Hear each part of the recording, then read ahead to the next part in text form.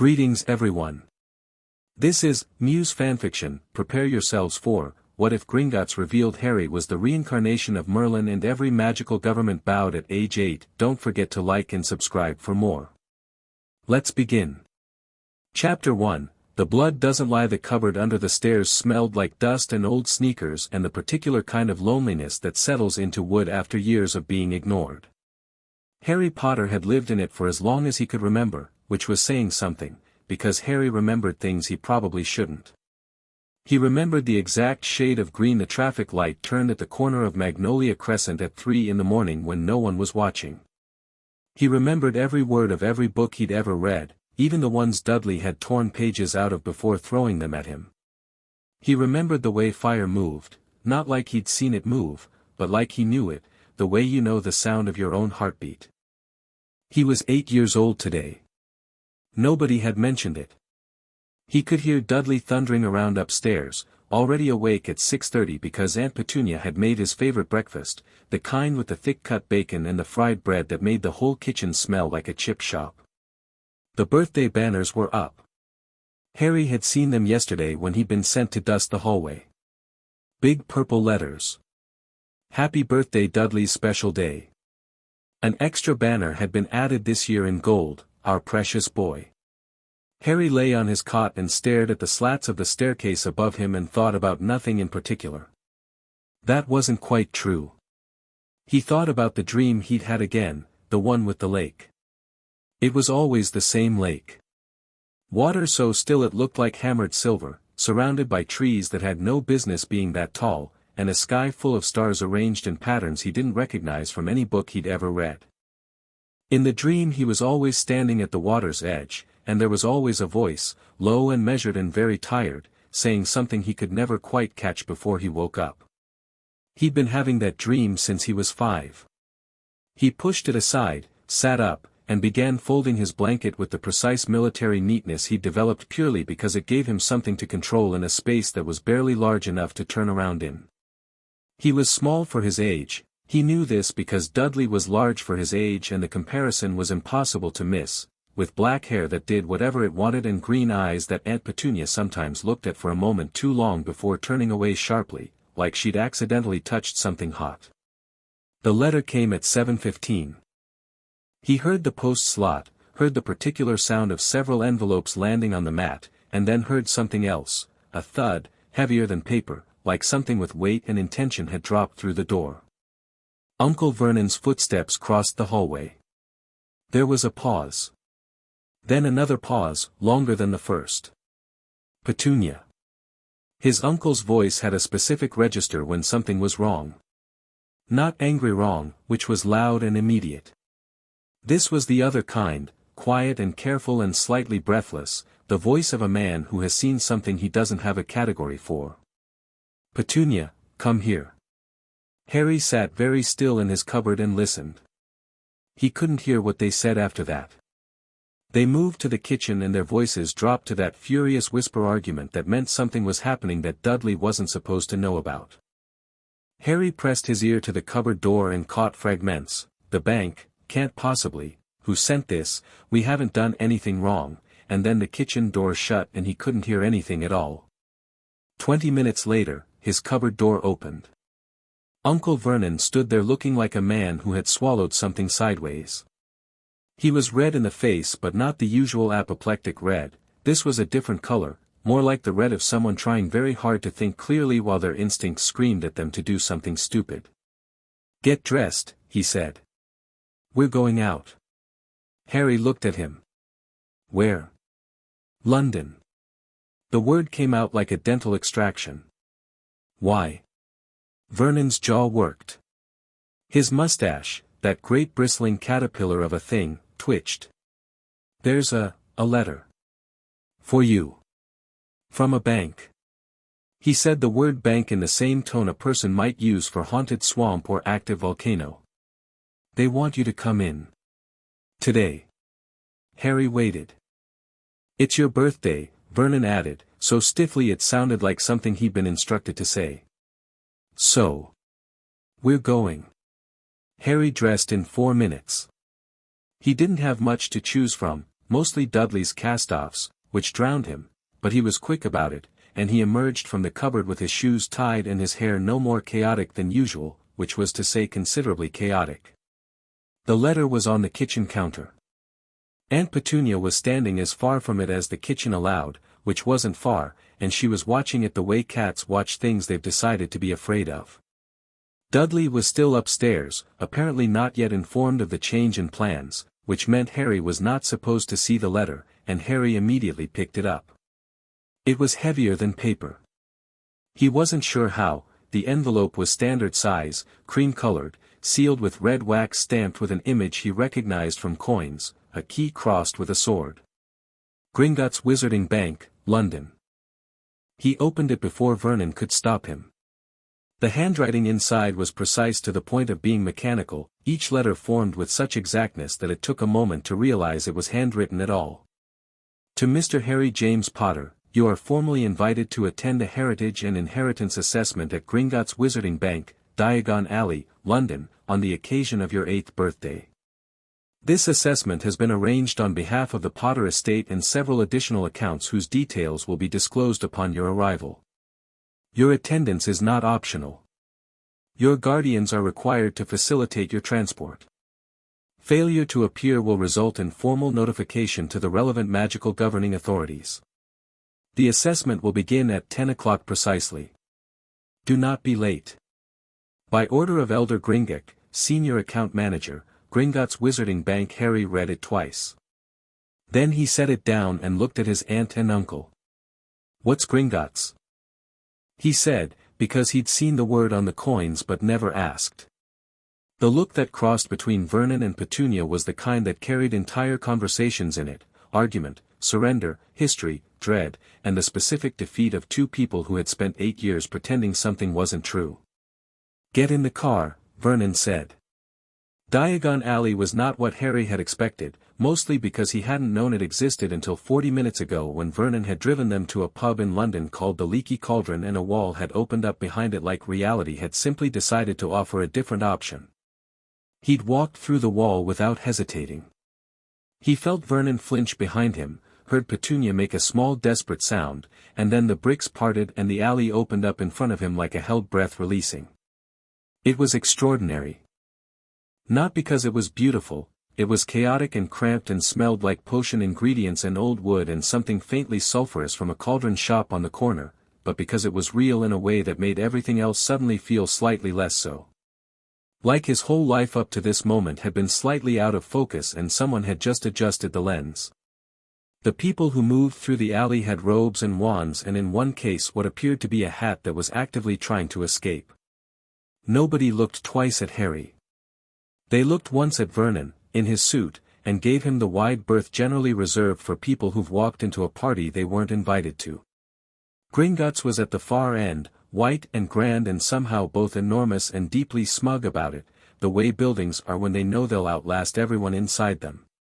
Harry walked up the marble steps, pushed open the door, and stopped. The hall was magnificent and terrible in equal measure. Hundreds of goblins worked at long counters, sorting and counting and writing with the focused efficiency of beings who had reduced the concept of time to its most productive elements. The ceiling soared. The chandeliers dripped with cold light. It smelled like metal and age and something that wasn't quite magic but was close enough to make the back of Harry's neck prickle. A goblin at the nearest counter looked up. His eyes, black and sharp and approximately as warm as a polished gemstone, moved from Harry to Vernon to Petunia and then back to Harry, where they stopped. Something shifted in the goblin's expression. It was subtle. The way the light changes when a cloud moves, not dramatic but impossible to miss if you're paying attention. The goblin set down his quill very carefully. Name, he said. Harry Potter. The quill was picked up again, but not for writing. The goblin tapped it once on the counter, a small sharp sound that somehow carried across the enormous room, and within 10 seconds another goblin had materialized at his elbow and they exchanged 6 words in a language that clicked and rolled in ways Harry's ears couldn't entirely follow. The second goblin disappeared. You'll wait, the first goblin said, not unkindly, but with the absolute certainty of someone who has never once been argued with successfully. Harry waited. The Dursleys stood slightly behind him, and he was aware without looking that Vernon had his arms crossed and was breathing with aggressive normativity, the way people do when they're surrounded by something they refuse to acknowledge.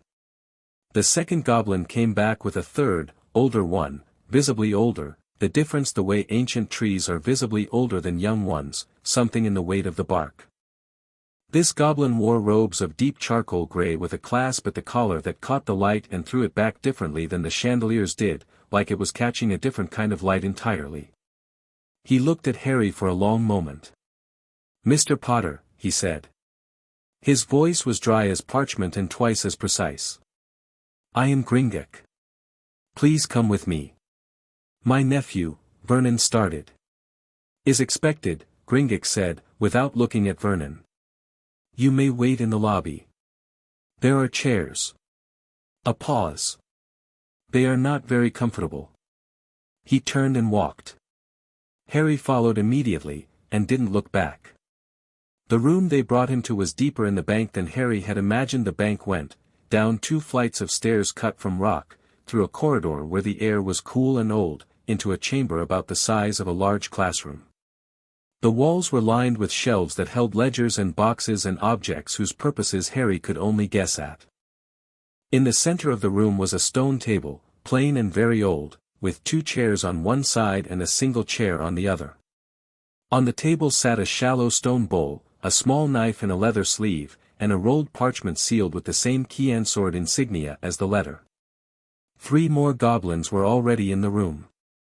They arranged themselves along the wall with the practiced stillness of people who have been at their jobs for centuries and feel no need to be interesting about it. Gringotts gestured to the single chair. Harry sat. "Do you know what an inheritance assessment is?" Gringotts asked, settling opposite him. "No," Harry said. "But I can guess. Something to do with blood?" The old goblin's eyes moved in a way that might have been appreciation. "A single drop. Placed in the basin. The parchment will record everything the Potter bloodline has registered with us. Vaults, properties, titles, and, in cases such as yours, other affiliations." He unrolled the blank parchment and smoothed it with one gray-green hand. "It is entirely painless, if you make a decisive cut." Harry picked up the knife without ceremony, made a small deliberate cut across his left index finger, and held it over the basin. A single drop of blood fell in. For a moment, nothing happened. Then the parchment moved. Ink spread across it in dark spreading branches like frost forming on glass, rapid and certain. Harry watched names appear, Potter, James Harold, and below that more names, and vault numbers, and property listings for 3 properties he'd never heard of, and a title, Lord of the Ancient House of Potter, and he was reading all of it with the focused calm of someone who has learned to collect information quickly and process it later, when he noticed the goblins. All of them had gone still. Not the trained stillness of professionals but a different kind, the way people go still when something has happened that their training did not prepare them for. The parchment was still writing. Below the Potter listings, a line had appeared that was not ink. It was something else, gold, or the color gold would be if gold were also somehow light, shimmering and sharp and pressing against the surface of the parchment from the inside, like it was trying to get out rather than being written on. The letters formed slowly, which was remarkable because everything else had formed instantly. Lineage confirmed, Merlin Ambrosius, first sorcerer of the realm, keeper of the old law, last bearer of the language before language. Gringotts stood up. He didn't say anything. He simply stood, and the movement had weight to it, significance, the way the rising of a tide has significance, not dramatic, not performative, simply the proper response to something vast. The 3 goblins along the wall did the same. All 3 of them, standing in a row, watching Harry with an expression he had never seen directed at him before and couldn't immediately name. The parchment kept writing. Reincarnation confirmed by blood covenant established 487 AD, witnessed and sealed by the Elder Council of Gringotts Ambrosius in perpetuity. The soul is returned. The blood acknowledges the blood. The debt stands. The debt stands. The debt stands. The phrase repeated 3 times and then the gold ink went still. The parchment sat there, half covered in ordinary black and half covered in impossible gold, and the room was very quiet. Harry looked at the parchment for several seconds. Then he looked at Gringotts. The old goblin was still standing. "You can sit down," Harry said. "I'm not going to disappear." Gringotts sat. Very slowly. "You understand what that says?" "Most of it." Harry turned the parchment slightly to read the gold section again. "Merlin." As in the Merlin. He said it as a statement, not a question, because it felt foolish to ask the parchment if it meant itself. And apparently he made some kind of arrangement with Gringotts in 487 AD that involved, what, exactly? His soul coming back. "Not coming back," Gringotts said, and his voice was careful in the way it's careful when precision matters enormously. "Being remembered. There is a difference. You are Harry Potter. You are also, in the way that a river is also every stream that fed into it, the continuation of Merlin Ambrosius. His magic. His covenant. His debt to us. A pause. And ours to him." Harry thought about this. What was the debt? "That," Gringotts said, "is a longer conversation. And one I would prefer to have without, a fractional pause, your aunt and uncle present. They're not going to like that." "No," Gringotts agreed. "They are not." Harry almost smiled. Something in the old goblin's tone was so perfectly dry it was almost companionable. "What happens now?" Gringotts' expression did something complicated, not quite emotion, but the container that held it. "Now," he said, "we send word. There are people who have been waiting for this confirmation for a very long time." He looked at Harry steadily. "Some of them will want things from you. I need you to understand that before they arrive." "What kind of things?" "Legitimacy. Authority. The sense that the world is structured the way they were told it was." Gringotts' eyes were very black and very clear. "You are 8 years old and you are the most magically significant person alive. That will make many people very anxious to control you." Harry met his gaze. "And you?" The old goblin was quiet for a moment. "I," he said finally, "made a promise to a very old friend. I intend to keep it." He rolled the parchment carefully, sliding it into a leather case. "But first, would you like something to eat? You are, I notice, somewhat thin for your age." Harry thought about the smell of Dudley's birthday breakfast filling the Dursley kitchen while he'd lain on his cot in the dark. "Yes," he said. "I would."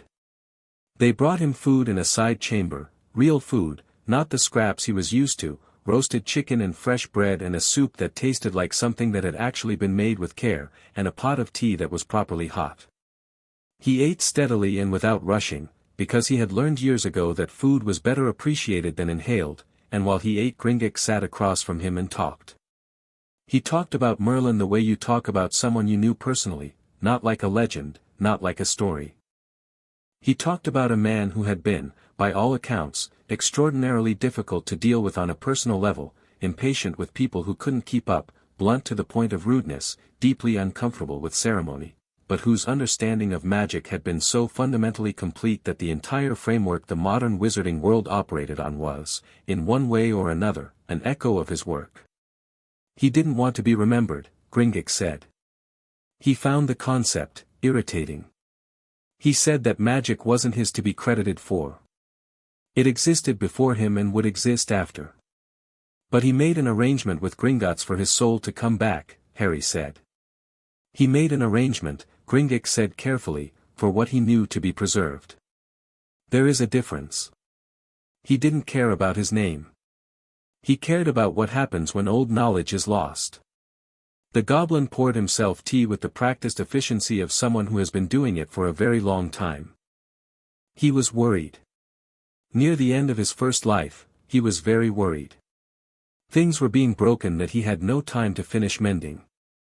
He came to us, to my ancestors, and he made a covenant. The knowledge would be seeded. Kept in the blood, dormant, until the world needed it enough to wake it. And Gringotts get something in return. Gringotts, Gringotts said, gets the debt honored. The original debt. From before wizards decided that goblins were a banking service and nothing else. His voice stayed neutral, but there was something behind it that was old and not entirely comfortable. But that, as I said, is for another conversation. Harry ate a piece of bread and thought. His brain was doing what it always did with new information, arranging it, finding the load-bearing pieces, testing the structure. The parchment said the magical governments would, what exactly? Gringotts was quiet. It said the debt stands, Harry said. 3 times. That felt deliberate. It was Merlin's instruction. Gringotts set his teacup down. When the reincarnation was confirmed by blood covenant, notification was to go out immediately to the relevant governing bodies. All of them. He folded his hands on the table. Merlin's covenant is older than the Ministry of Magic. Older than the International Confederation. Every magical government in the world recognizes it, whether they remember doing so or not, because it is written into the foundation agreements of the institutions themselves. He was thorough. The old goblin said thorough with a weight that suggested thorough was a significant understatement. The confirmation has already been sent. While you were eating. The notifications are not requests. They are notifications. Harry looked at him. You mean they've already been told? Yes. And they're already, reacting, Gringotts confirmed. Yes. Harry was quiet for a moment. Outside this room, somewhere, the wizarding world was currently learning that Merlin had come back as an 8-year-old boy who slept in a cupboard and didn't own a single pair of trousers that fit him. He tried to imagine what that looked like from the outside and found it almost funny. How bad is it going to be? He asked. Gringotts looked at him steadily. The British Ministry of Magic is, as we speak, almost certainly in the process of convening an emergency session. The French ministry was notified simultaneously. The American Magical Congress, the same. The International Confederation of Wizards has received formal notice. The heads of 12 separate sovereign magical territories have been woken, if they were asleep. A pause. It is going to be extremely bad. Or extremely significant. Often those look identical from the inside. Harry nodded slowly. He pushed his plate aside. The food had been good, genuinely good, the kind of good that made everything slightly clearer, like blood returning to an area that's been numb. And my aunt and uncle are still in the lobby. In the very uncomfortable chairs, Gringotts confirmed. Right. Harry stood up. He was small, still, small and too thin and wearing Dudley's cast-off clothes that were about 4 sizes too large for him, and his hair was doing 3 different things at once, and he was 8 years old. He looked at the old goblin who was watching him with something that might, in better light, have been described as fondness. Tell me one more thing before we go back out there. If I can. The dream, Harry said. The lake. Someone talking. I've been having it since I was 5. He watched Gringotts' face. Was that, yes, the old goblin said quietly. That was him. Finding his way back in. It takes time, even with the covenant. He tilted his head slightly. What does he say, in the dream? Harry thought about the voice, low and tired and precise, saying the words he could never quite catch, always at the edge of hearing. He thought about it carefully, the way he did when he was trying to remember something that kept slipping sideways. He says, Harry said slowly, the world still needs mending. The chamber was very quiet. Gringotts stood. He was not tall, no goblin was tall, but there was a moment, just a moment, when he seemed to take up exactly as much space as he needed to and not 1 inch less. He bowed. It was not a performance. It was not ceremony. It was the movement of someone fulfilling an obligation they had been carrying for a very long time, done with the clean economy of someone who has been waiting to do it and is glad, finally, to set it down. "Then we'd better get to work," he said. The lobby was worse than Harry had expected, which was saying something, because he'd expected it to be reasonably bad. Vernon was standing. He had given up on the chairs, given up, possibly, on sitting as a concept, and was standing near the entrance with his arms crossed and his face doing something impressive with color that moved between red and a kind of purplish gray. Petunia stood beside him, one hand gripping her handbag with the focused intensity of someone using a handbag as an anchor. There were also, now, 4 other people in the lobby who had not been there when Harry left. 2 of them were in official-looking robes, British ministry style, he would learn later, holding clipboards and speaking to each other in urgent low voices while repeatedly looking at the door Harry had just come through. One was a woman in deep blue robes with a silver pin at her collar that caught the light in the same not quite normal way as Gringotts' clasp. She was young, 17, maybe, or thereabouts, and she was standing slightly apart from the ministry officials with the body language of someone who had been sent here in a hurry and was not entirely pleased about it. The 4th was a wizard Harry recognized from a portrait he'd seen in a shop window once. White beard. Half-moon glasses. An expression of absolute composure that somehow, paradoxically, conveyed complete astonishment. Albus Dumbledore was standing in the lobby of Gringotts with his hands folded inside his robes, and when Harry came through the inner door he was the first one to move, just a fractional shift of weight, like a man bracing himself without wanting anyone to see him do it. "Harry," he said, warmly. "Hello," Harry said. He didn't know this man well enough for anything warmer than that. He turned to Gringotts, who had emerged behind him. "Are these all for me?" "The 2 with clipboards are ministry," Gringotts said, with magnificent indifference. They arrived 6 minutes after the notification. Miss Goldthorne, the woman in blue robes looked up sharply at her name, is from the Department of Mysteries. She arrived 4 minutes after. He paused. Professor Dumbledore arrived before the notification went out, which is something we will be discussing at a later time. Dumbledore's composure didn't crack but it did, very slightly, acknowledge a hit. "And I," said Dumbledore, "came simply to see if Harry was all right." "I'm fine," Harry said. He looked at the old professor with the direct gaze he developed for dealing with adults who expected him to look away. "You knew something was here. At Gringotts. You knew before they sent the letter." "I suspected," Dumbledore said, after a pause that was slightly too long. "How?" "Harry, there will be time for, I don't want to wait," Harry said. Not rudely. Just clearly. He was 8 years old and in the lobby of a magical bank, and somewhere behind him the most powerful banking institution in the wizarding world was already sending formal notifications to governments on his behalf, and he had spent enough of his life waiting for things in small dark spaces. "How did you know?"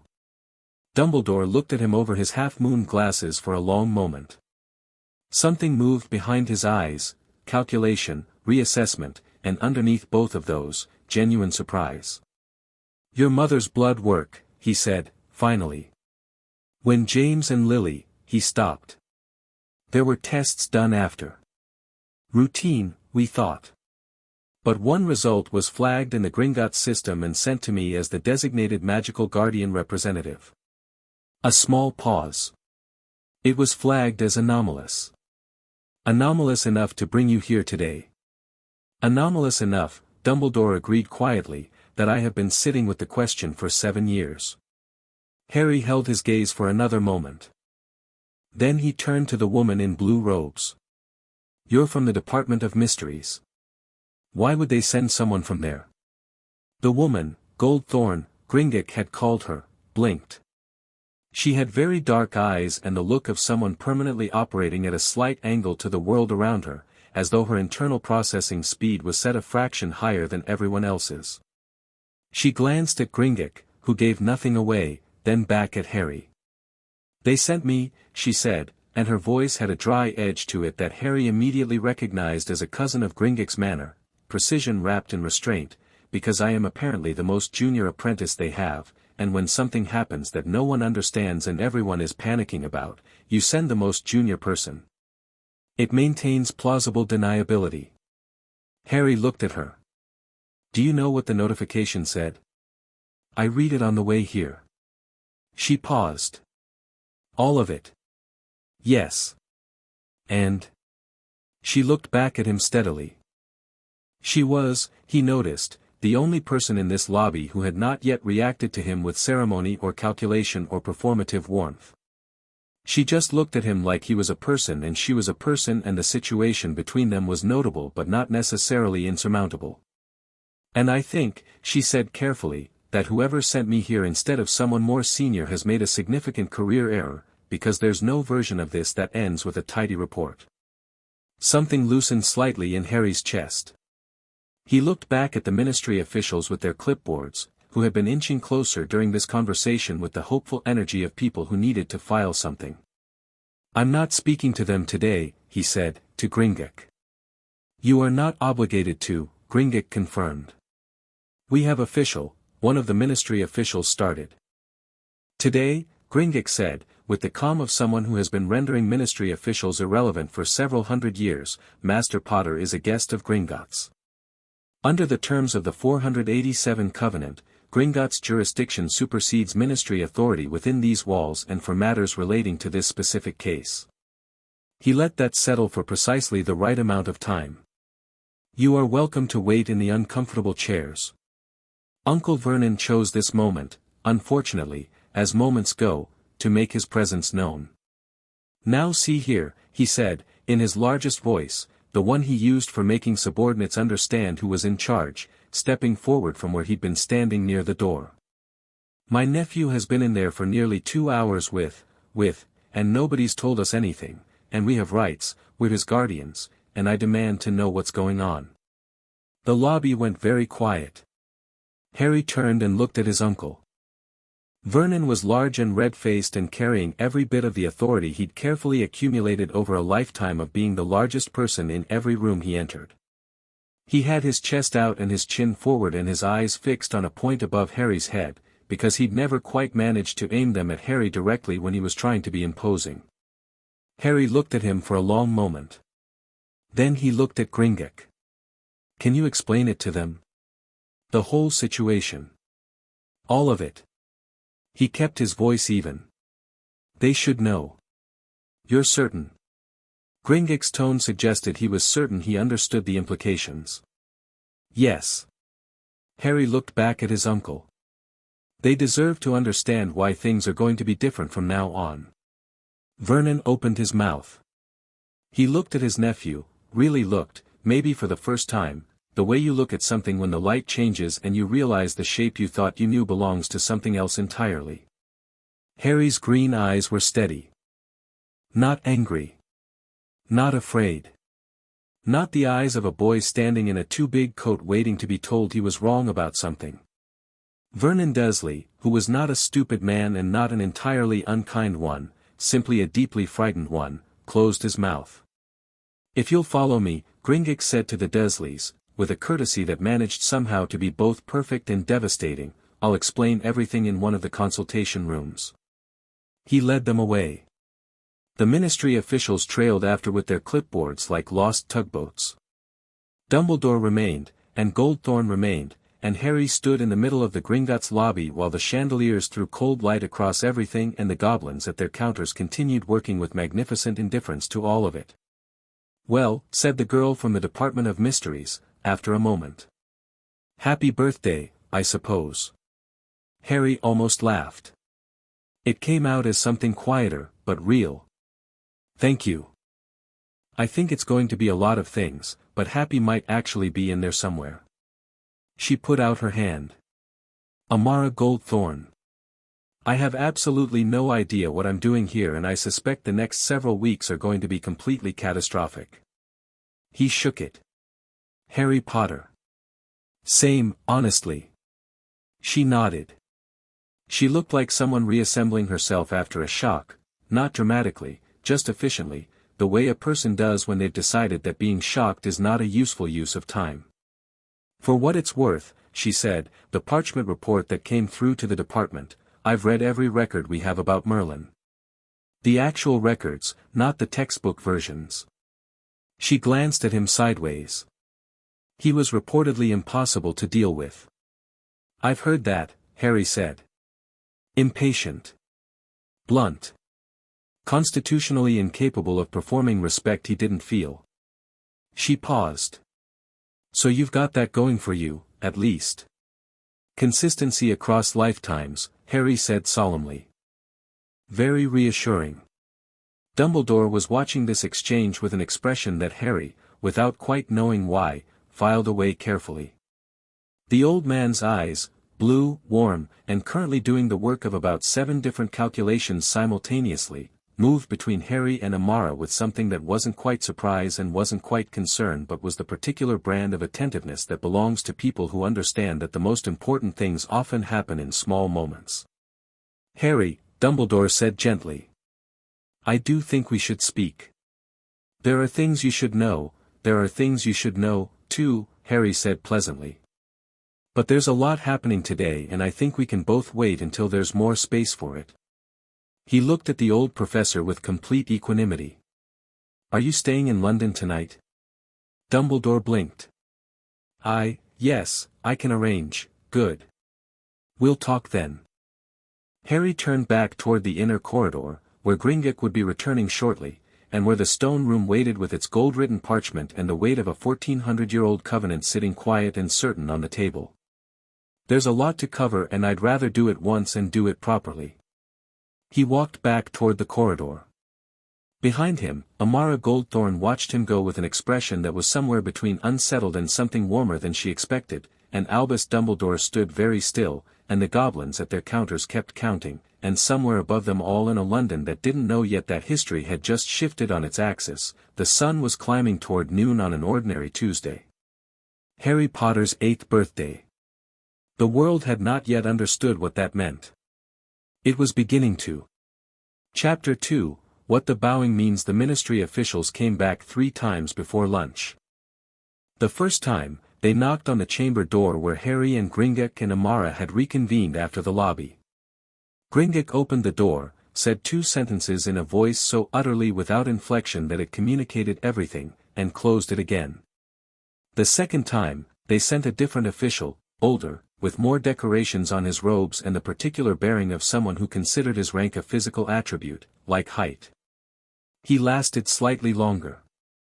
Gringotts opened the door, listened to 40 seconds of formal language about ministerial jurisdiction and the importance of protocol, and then said, the 487 covenant predates your ministry by approximately 1200 years. Good afternoon, and closed the door again. The third time, Harry opened it himself. The official standing on the other side, the decorated older one, slightly breathless from the stairs, had clearly prepared a speech. His mouth was already open. I'll speak to the minister directly, Harry said, when I'm ready to. Not today. Probably not tomorrow. Someone will be in touch. He looked at the clipboard the man was holding. Whatever you need me to sign, you can leave with the goblins at the front counter. They'll verify it's legitimate before they give it to me. He closed the door. There was a short silence in the chamber. You're very calm about all this, Amara said. She had settled into one of the chairs with her knees pulled up and a notebook in her lap, actual parchment, not paper, and had been writing steadily since they sat down, recording everything Gringotts said with the focused industry of someone who suspects they are going to need notes later. What would panicking accomplish? Harry asked. Nothing, but it would be more normal. Normal's relative. He looked at Gringotts. You said the memories would come gradually. Can we speed that up? The old goblin considered. He was sitting in his chair with the settled quality of a stone, present and permanent and entirely unhurried. The knowledge returns at the pace the mind can absorb it. You cannot rush it any more than you can rush a river. However, he reached under the table and produced a small wooden case, about the size of a thick book, which he set in front of Harry. There are certain catalysts left behind by Merlin himself, in our keeping. Objects that carry resonance. Contact with them sometimes accelerates the process. Harry looked at the case. Then he looked at Gringotts. You've had these for 1400 years. We have. And you kept them because of the covenant. We kept them, Gringotts said carefully, because Merlin asked us to. And because Gringotts honors its commitments, which is more than I can say for the institution currently sending people to knock on our door every 20 minutes. Amara snorted softly and kept writing. Harry opened the case. Inside, nestled in dark cloth, were 3 objects. A small disc of stone, smooth and dark, with a pattern carved into it that seemed to move very slightly when he wasn't looking directly at it. A ring, plain silver, sized for an adult hand. And a folded piece of parchment so old it had gone almost transparent, the writing on it the color of rust. He reached for the stone disc without thinking about it, the way you reach for something familiar in a dark room. The moment his fingers touched it, the temperature in the chamber dropped about 3 degrees and every candle in the room, without flickering, burned suddenly brighter. Amara's quill stopped moving. Harry held the disc and waited. His heart rate didn't change.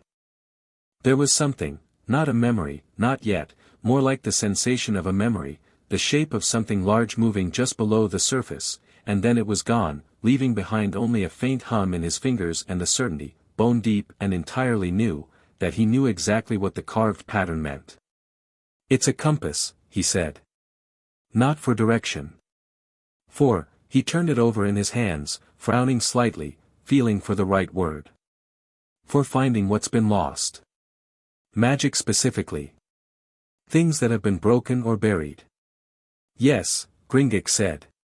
He used it to find the convergence points. Places where old magic pools. Harry was still frowning, not in distress but in concentration, the expression of someone reading text in low light. There are 7 in Britain. We're 7. How many are there now? Gringotts' expression did its subtle shifting thing. 4. 3 of the original 7 were disrupted. Over the centuries. Harry set the disc down carefully. The brightness in the candles settled but didn't quite return to what it had been before. I'm going to need to know where the remaining 4 are. And what disrupted the others. He looked at the old goblin. That can wait. What can't wait is the meeting that's going to happen, the formal one, when all the international people arrive. How long do we have?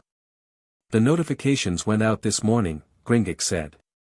Standard response time for a Category 1 Covenant confirmation is 48 hours. 48 hours, Harry repeated. To have something like a plan. He looked at Amara. What does the Department of Mysteries actually know about Merlin? The real stuff, not the Hogwarts textbook version. Amara tapped her quill against her notebook. More than most people. Less than Gringotts, clearly. We have 14 confirmed original artifacts, 3 primary texts in a language that only 2 people in the department can partially read, and approximately 40 years of research on a theoretical phenomenon called soul seeding, which is basically what happened to you, that most of the department officially considers fringe theory. She paused. The 2 people who could partially read the texts retired about 6 years ago. One of them died. The other one is in a home in Devon and I'm not sure she remembers her own name. Can she remember Merlin's script? I don't know. I've never asked. We should ask, Harry said. Amara looked at him. She had very good stillness, not the trained stillness of someone concealing reaction, but the natural stillness of someone whose reactions were genuinely measured. You want me to go to Devon and talk to an elderly witch about Merlinian script? If she can read it, we need her. Or at least what she knows. Harry looked at the transparent parchment in the box. That's written in the same script. And I have a feeling it's important. Amara wrote something in her notebook. Not the request, something else, something about Harry, though she angled the parchment so he couldn't see it. He noticed and said nothing. There's another matter, Gringotts said. He said it in the tone of someone who has been waiting for the right moment to say a thing and has decided the right moment is now, because there isn't going to be a better one. Your living situation. Harry looked at him. The Dursleys, Gringotts continued, with the diplomatic neutrality of a surgeon, have been informed of the full scope of the covenant and its implications. Mr. Dursley required 2 glasses of water and a brief period of sitting very still. The goblin folded his hands. They understand that your guardianship is now a matter of international magical record, and that the treatment you have received in their home, a fractional pause, has been noted. Noted how? Harry said. A formal record has been entered. Gringotts records do not lie and do not disappear. Another pause. Mr. Dursley has indicated his willingness to cooperate with any changes deemed appropriate. Harry thought about the cupboard. The smell of it. The way the door latch clicked when it was engaged from outside. The narrow cot in the darkness and Dudley's discarded things stacked around him like he was furniture being stored. He thought about these things in the same way he'd learned to think about most things, clearly, without flinching, and without the performance of emotion that adults found more comprehensible than the real thing. I won't go back there, he said. Not dramatically. Just as information. Not to live. They can visit if they want to, that's up to them. But I'm not going back to that house. Gringotts nodded once. This had clearly been anticipated. We have secure residential quarters available within the Gringotts complex.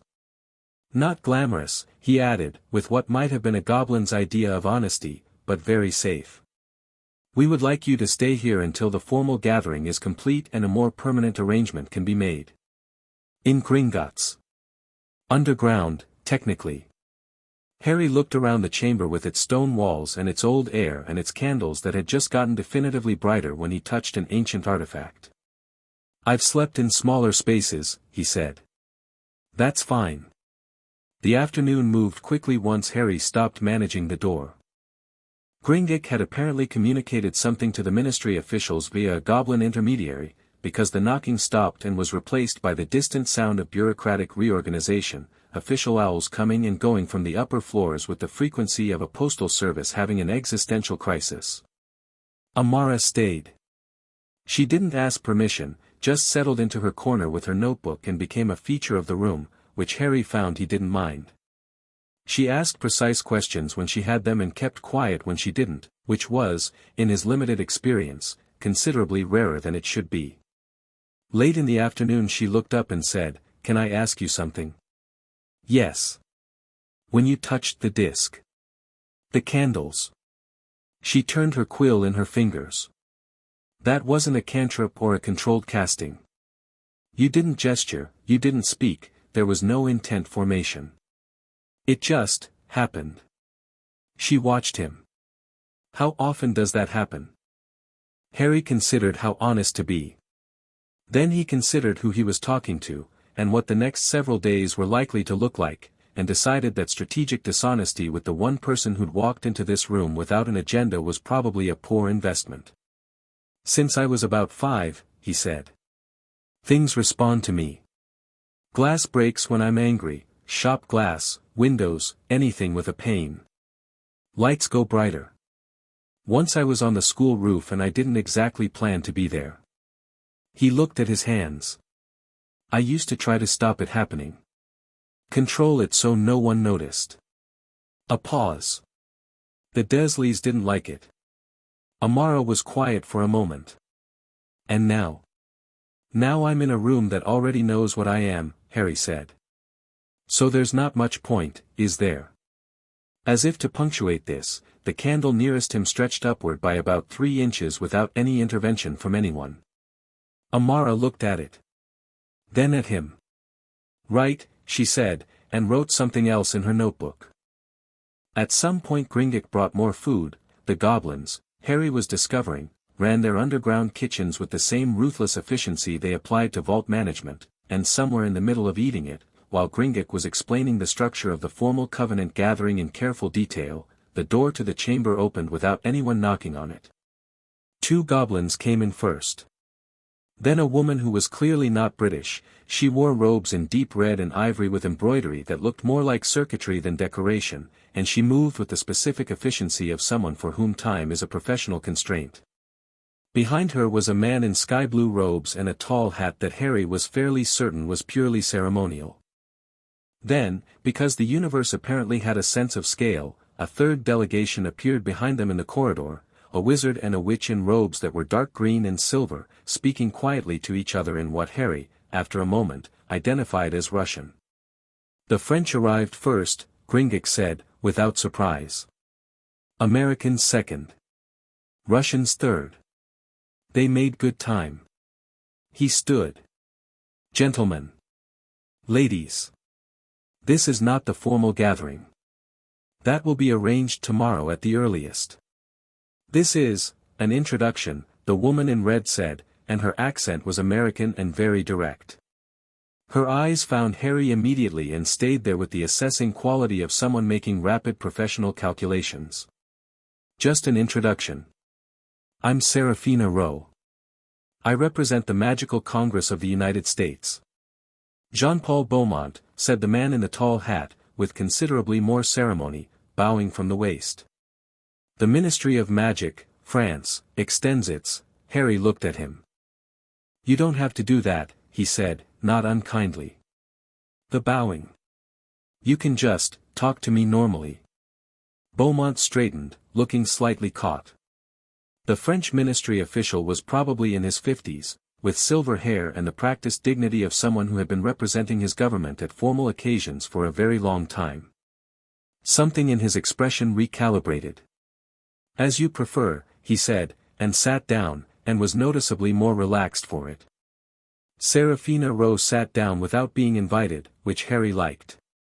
The Russian delegation sat as a unit with the synchronicity of people who had worked together for a long time. The chamber, which had been comfortably empty an hour ago, was now extremely occupied. You're all here for the same reason, Harry said. To confirm what the notification said. To confirm, Rose said carefully, and to understand what it means in practical terms. 4 governance. 4 existing treaties. She glanced at Gringotts. The 487 Covenant has about 40 different active implications that nobody has looked at in 8 centuries. 63, Gringotts corrected. Rowe absorbed this without visible distress. 63 active implications. Most of which were written before modern magical governance existed and will need to be interpreted in the context of current law. Or, Harry said, current law might need to be interpreted in the context of the Covenant. He said it calmly, not as a challenge, just a logical alternative. The room got very quiet. The Russian witch, who Harry hadn't heard speak yet, looked at him with an expression that was, he was almost certain, appreciation. The boy has a point, she said, in accented English. The Covenant predates the law. This is not a small point. It is not a small point at all, Gringotts agreed, with a serenity that suggested he had been waiting for someone to make it. Beaumont was looking at Harry with something complex in his face, the particular expression of a man who had arrived prepared for one kind of conversation and found himself in a completely different one. I had prepared, he said, slowly, to explain certain provisions of the Confederation's existing framework. To a child. He stopped. I may need to revise my notes. That would probably be wise, Amara said, from her corner, without looking up from her notebook. Beaumont looked at her. And you are? Goldthorn. Department of Mysteries. A beat. Junior apprentice. He looked back at Harry. There was something genuine working through the layers of diplomatic habit, cracking the practiced surface like sunlight through old wood. How are you this composed, he said, and it was not a professional question. It was just a question. You are 8 years old. You learned this morning that you are, I know what I am, Harry said, gently but completely. Or I'm starting to. But I'm also just me. I slept in a cupboard last night and I had eggs and toast for my birthday because nobody remembered it was my birthday, and today I found out that apparently that was always going to end and something else was always going to begin. He looked around the table, the French diplomat, the American official, the Russian delegation, the ancient goblin, the girl with her notebook. I'm not composed. I'm moving forward because moving forward is the only direction available. There's a difference. The room sat with that for a moment. Serafina Rowe leaned forward with her elbows on the stone table. What do you need from us, she said. Not what we came here to offer. What do you actually need? It was, Harry thought, the right question. It was the first completely right question anyone representing a government had asked him today. He looked at her steadily. I need 48 hours. I need the formal gathering to happen once, completely, so everyone can hear the same information at the same time and no one can claim they weren't told something. I need Gringotts' authority over the Covenant proceedings to be respected without argument. He paused. And I need nobody to go to the press before then. British press, international, any of it. That, Beaumont said carefully, may already be, it's already out, Rowe said. I got the notification at the same time as my office, which means it went to 6 separate channels simultaneously. Someone will have talked within the hour. She looked at Harry. If they haven't already. Harry looked at Gringotts. The notification channels are sealed by Goblin Protocol, Gringotts said. However. He paused with the measured weight of someone choosing their next words. We cannot account for what the Ministry of Magic's internal communication has already dispersed. Harry thought about the ministry officials with their clipboards and their very important expressions and their complete inability to keep a secret while trying to file it. So it's already in the building, he said. Almost certainly. Harry exhaled once, slow and controlled. Right. Then we move faster than they can talk. Tomorrow morning, not 48 hours. We hold the gathering tomorrow and we control the room and what comes out of it. He looked at the delegations. Can you be ready? Beaumont and Rowe looked at each other across the table with the look of two people from different countries who have arrived at the same conclusion simultaneously. Yes, they said, in almost perfect unison. By the time the delegations left, promising to return with their full parties by 9 the following morning, the sun outside had gone fully down, and Harry had been underground for long enough that he'd lost natural track of time.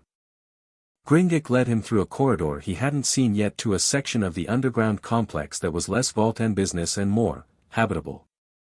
Stone floors, but with thick rugs. Ceilings high enough to not feel oppressive. A room that had a real bed in it, not large but solid, with actual blankets. He sat on the edge of the bed and Gringotts set a small oil lamp on the table, the kind that burned without smoke, and started to leave. Gringotts. The old goblin stopped. The debt, Harry said. The one on the parchment. What was it, originally? What did Merlin owe Gringotts? Gringotts was quiet long enough that Harry thought he might not answer. Then he turned and looked at his young guest with the expression of someone choosing between two kinds of honesty. Gringotts is not simply a bank, he said. Originally, before the statute of secrecy, before wizards decided what goblins were for, we were the keepers. Of magical history. Of treaties between species. Of the laws that existed before wizards wrote their own and decided those were the only ones. His voice was even but underneath it was something old and real. Merlin understood this. He was perhaps the last wizard who genuinely understood this. He came to us not as a customer but as an equal, and he made his covenant as one sovereign entity to another. He paused. After he died, that understanding faded. Wizards kept using Gringotts but forgot what Gringotts was. The debt he owed us was the promise that when he returned, the world would be reminded. He looked at Harry directly. That is the debt. Not gold. Not property. Recognition.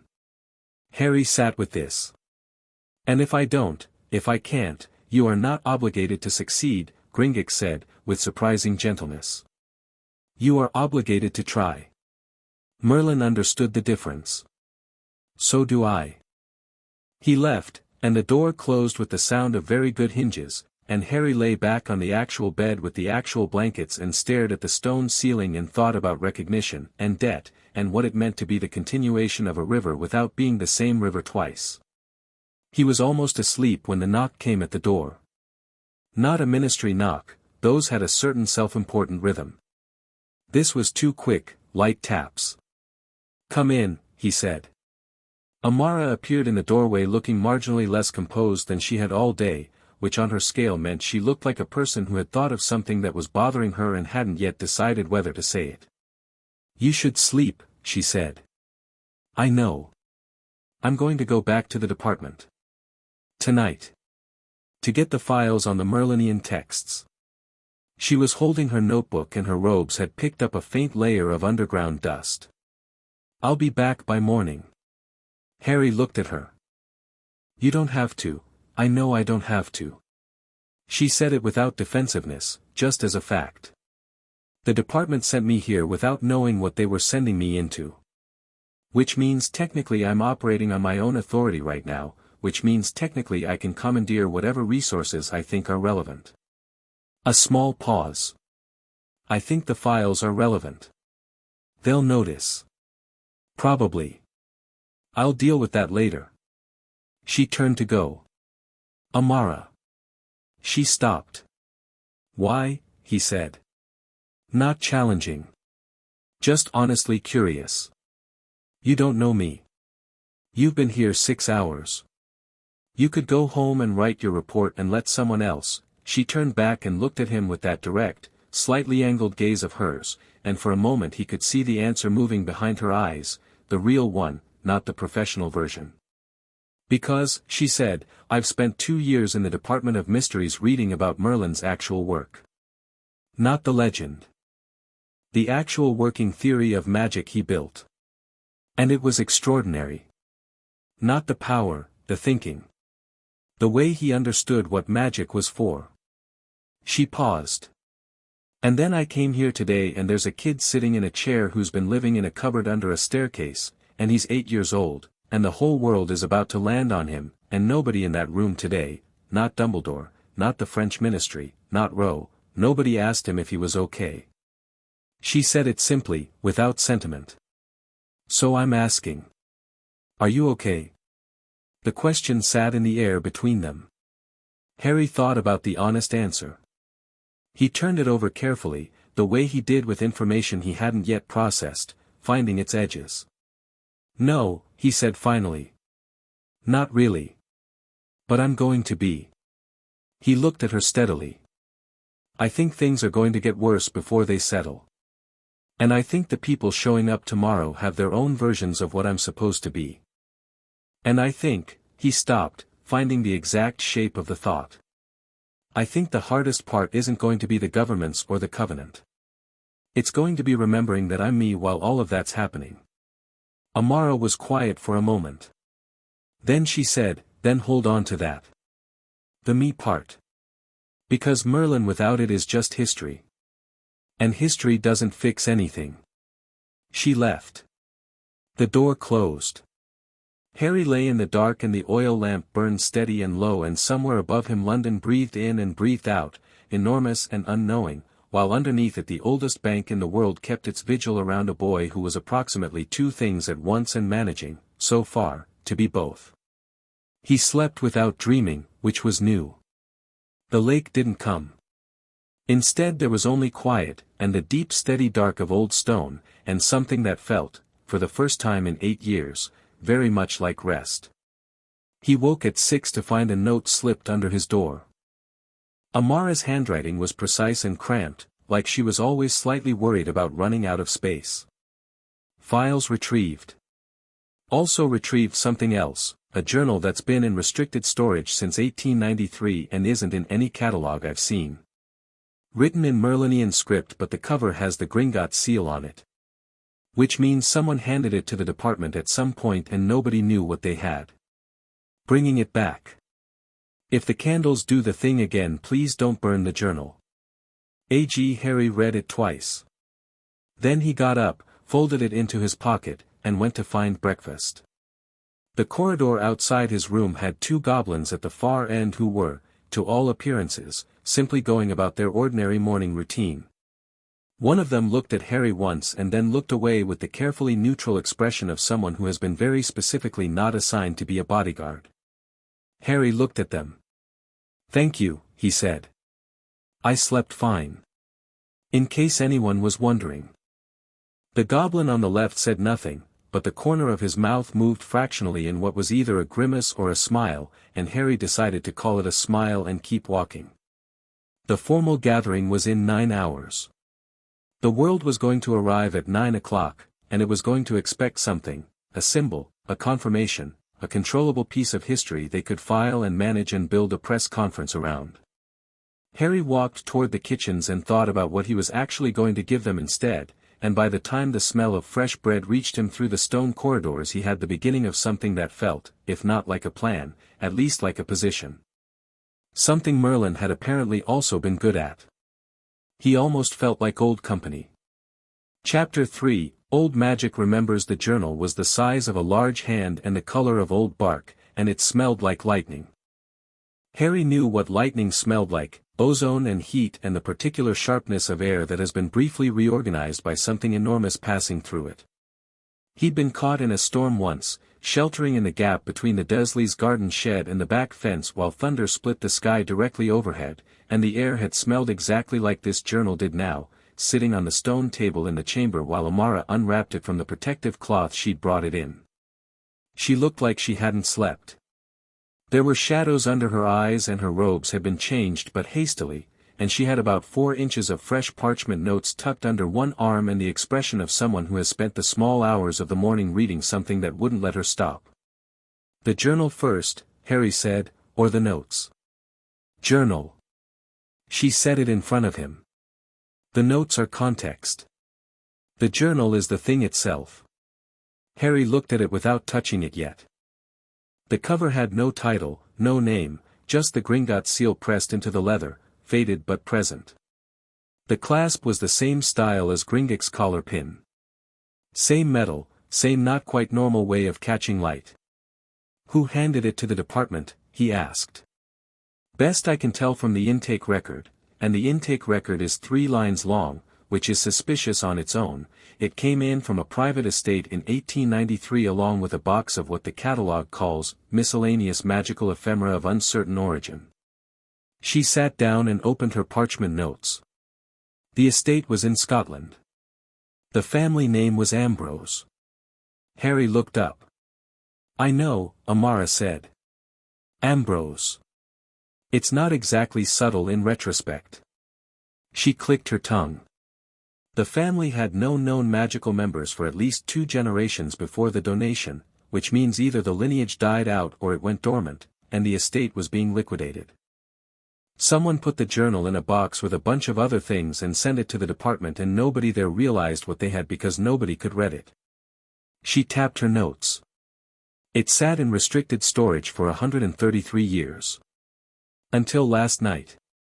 Until last night. She looked at him. "Open it." Harry put his hand on the cover. The reaction was immediate and entirely different from the stone disc. The disc had been a breath, a suggestion. This was a hand closing around his wrist, not painfully, not threateningly, just the absolute certainty of contact. His vision didn't blur or black out. The room stayed exactly the room it was. But something behind his eyes went very still the way a person goes still when they hear a sound they recognize but can't immediately place, and the script inside the journal, which should have been unreadable, wasn't. He opened to the first page. The handwriting was jagged and fast, with no patience for decorative strokes, the handwriting of someone writing quickly to keep pace with thinking.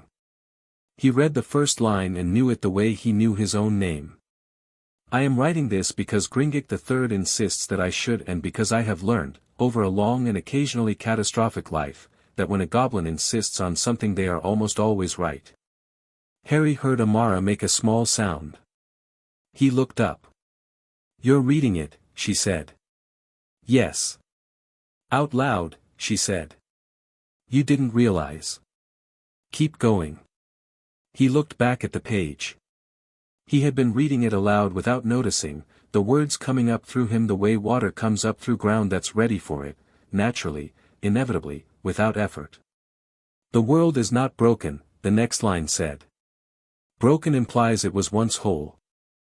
It is more accurate to say the world is always in the process of being mended, and the mending never stops, and there is never a moment when it is finished.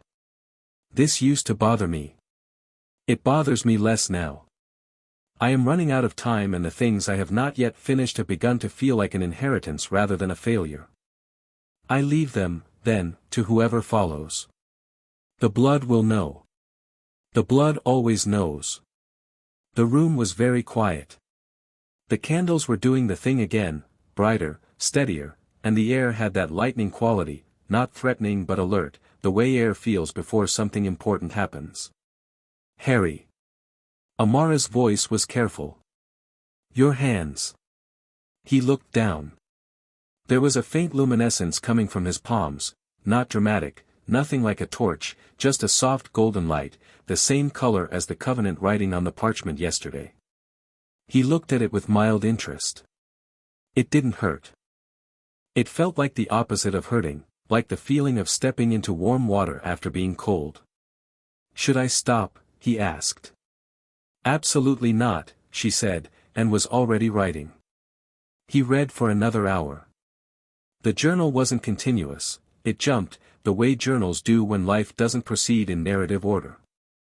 A passage about the convergence points and why 3 of them in Britain were structurally critical. A passage about something called the language before language that Harry didn't fully understand yet but felt the edges of, the way you feel the edges of a word you almost remember.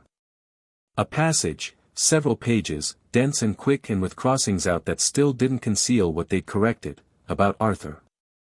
Not Arthur as legend, Arthur as a person who had been, by turns, extraordinary and infuriating and genuinely loved, and whose death had been the thing that made the author of these pages decide the covenant was necessary.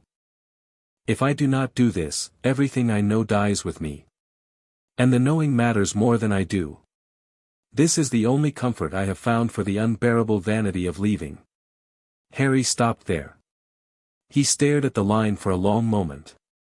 What is it? Amara asked. He was lonely, Harry said. Not sadly.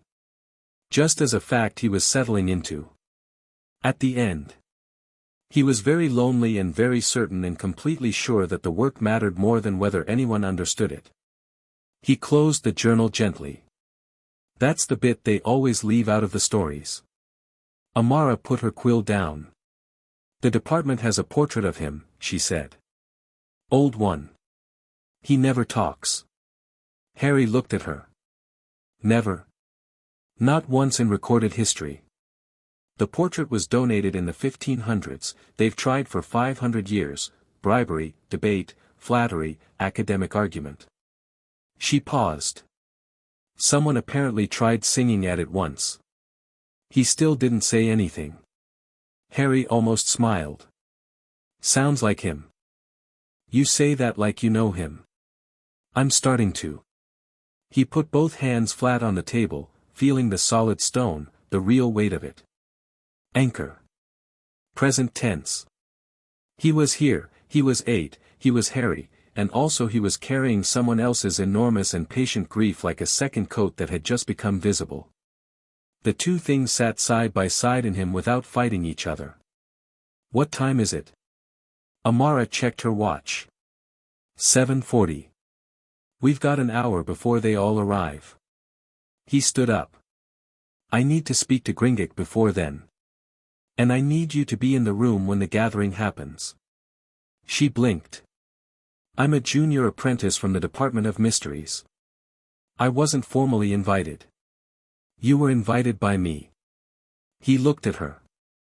You're the only person I've spoken to in the last 20 hours who came here without a list of things they needed from me. I want someone in that room who is there to observe rather than obtain. A pause.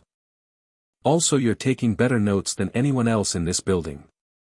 Amara looked at him for a moment, and then she did something Harry hadn't yet seen from her. She smiled, quickly and genuinely, before putting it away. Fine, she said. But I'm not dressing up. Neither am I, Harry said, and looked down at the oversized Dursley shirt he was wearing with complete equanimity. He found Gringotts in the Elder's private office 2 levels up, a room Harry hadn't been in yet, smaller than the chamber, with walls covered in documents so old they seemed to be participating in the architecture. Gringotts was reading correspondence with a focused unhappiness that suggested several things had happened overnight that he didn't find pleasing. He looked up when Harry came in. "The Daily Prophet," he said, by way of greeting. "How bad?" "Front page." He held up the paper. The headline was magnificent in its commitment to drama. "Merlin returns, is the boy who lived also the greatest sorcerer in history?" Below it, a photograph Harry couldn't account for, himself, yesterday, walking out of the Gringotts inner corridor into the lobby. He didn't remember anyone taking his picture. "Ministry photographer," Gringotts said, seeing his expression. "They had one in the lobby. We have filed a formal complaint. It will be ignored." Harry looked at the photograph. The small version of himself in it walked out, stopped, looked directly at the camera, and the expression on the photographed Harry's face was, he studied it, not what he would have expected. Not shock. Not intimidation. Just a kind of flat, clear assessment, the look of someone deciding what to do with a new piece of information. "Could be worse," he said. "The editorial inside calls you the most significant magical discovery in recorded history and also describes your hair as characteristically untamed." Harry looked at his hair. It was doing at least 3 things. "Fair enough," he said. He set the paper down. "Gringotts. The gathering this morning. I need to know what they're going to ask for." Gringotts set down his correspondence and gave Harry his full attention, which felt, even from a goblin, like being stood in a beam of something. "The British Ministry will ask for assurances that the Covenant does not supersede domestic law in day-to-day governance matters. They are frightened of the precedent." What does the Covenant actually say about that? That the Covenant governs matters of magical heritage, interspecies agreements, and any situation in which magical law conflicts with older standing magic. A slight pause. Which is, in practice, potentially a great many situations. But not all situations. No. Not all situations. Gringotts tilted his head. The distinction matters. They will try to make it seem like the Covenant threatens everything they've built. The truth is more specific, and less threatening to their daily operations, but significantly more threatening to certain specific arrangements they would prefer not to examine closely. Like what? Gringotts was quiet for a moment. It was a different quality of quiet from his usual precision, heavier, like a door standing slightly open onto something large. "The Goblin Rights provisions," he said. "In the original Covenant there are 17 clauses relating to the status and rights of non-human magical species. They are not suggestions. They are binding conditions of the entire magical governance framework." His hands, folded on the desk, were very still. "For the last 3 centuries they have been treated as historical curiosities. Footnotes. The Ministry has been aware of them. They have chosen to regard them as unenforceable. And with the Covenant confirmed, they are enforceable." He looked at Harry. "This is what I meant when I said some people would come today wanting things from you. The Goblin Nation has been waiting a very long time for those clauses to be acknowledged. Your existence, the confirmation of the Covenant, is the mechanism." He paused. "I want you to understand that this is a genuine interest I have. Not a manipulation. I am telling you directly because the alternative is telling you indirectly, which would be dishonest." Harry looked at him for a long moment. The old goblin sat there with the particular dignity of someone who has decided that transparency, offered once, clearly and completely, is worth more than any tactical advantage. "I know," Harry said. "You told me yesterday about the debt. About recognition." He leaned against the doorframe. "I'm not going to pretend those clauses don't exist. That would be," he thought about the journal, the pages about Arthur, about endings and inheritances. That would be exactly what Merlin was afraid of. Things being ignored until they're irretrievable. Gringotts' expression did the shifting thing again. Yes, he said. Exactly that. Then we put it on the table this morning. All of it. Harry straightened. What about Dumbledore? Is he coming to the gathering? Characteristic. Harry offered. I was going to say suspicious, but yours is more diplomatic. Harry thought about Dumbledore, the warmth that sat over the calculation like icing over a structure, the way his eyes did multiple things at once, the very particular way he'd said I suspected yesterday when I knew was sitting right there in the space between the words. Let him come. I want to hear what he says when he's not controlling the room.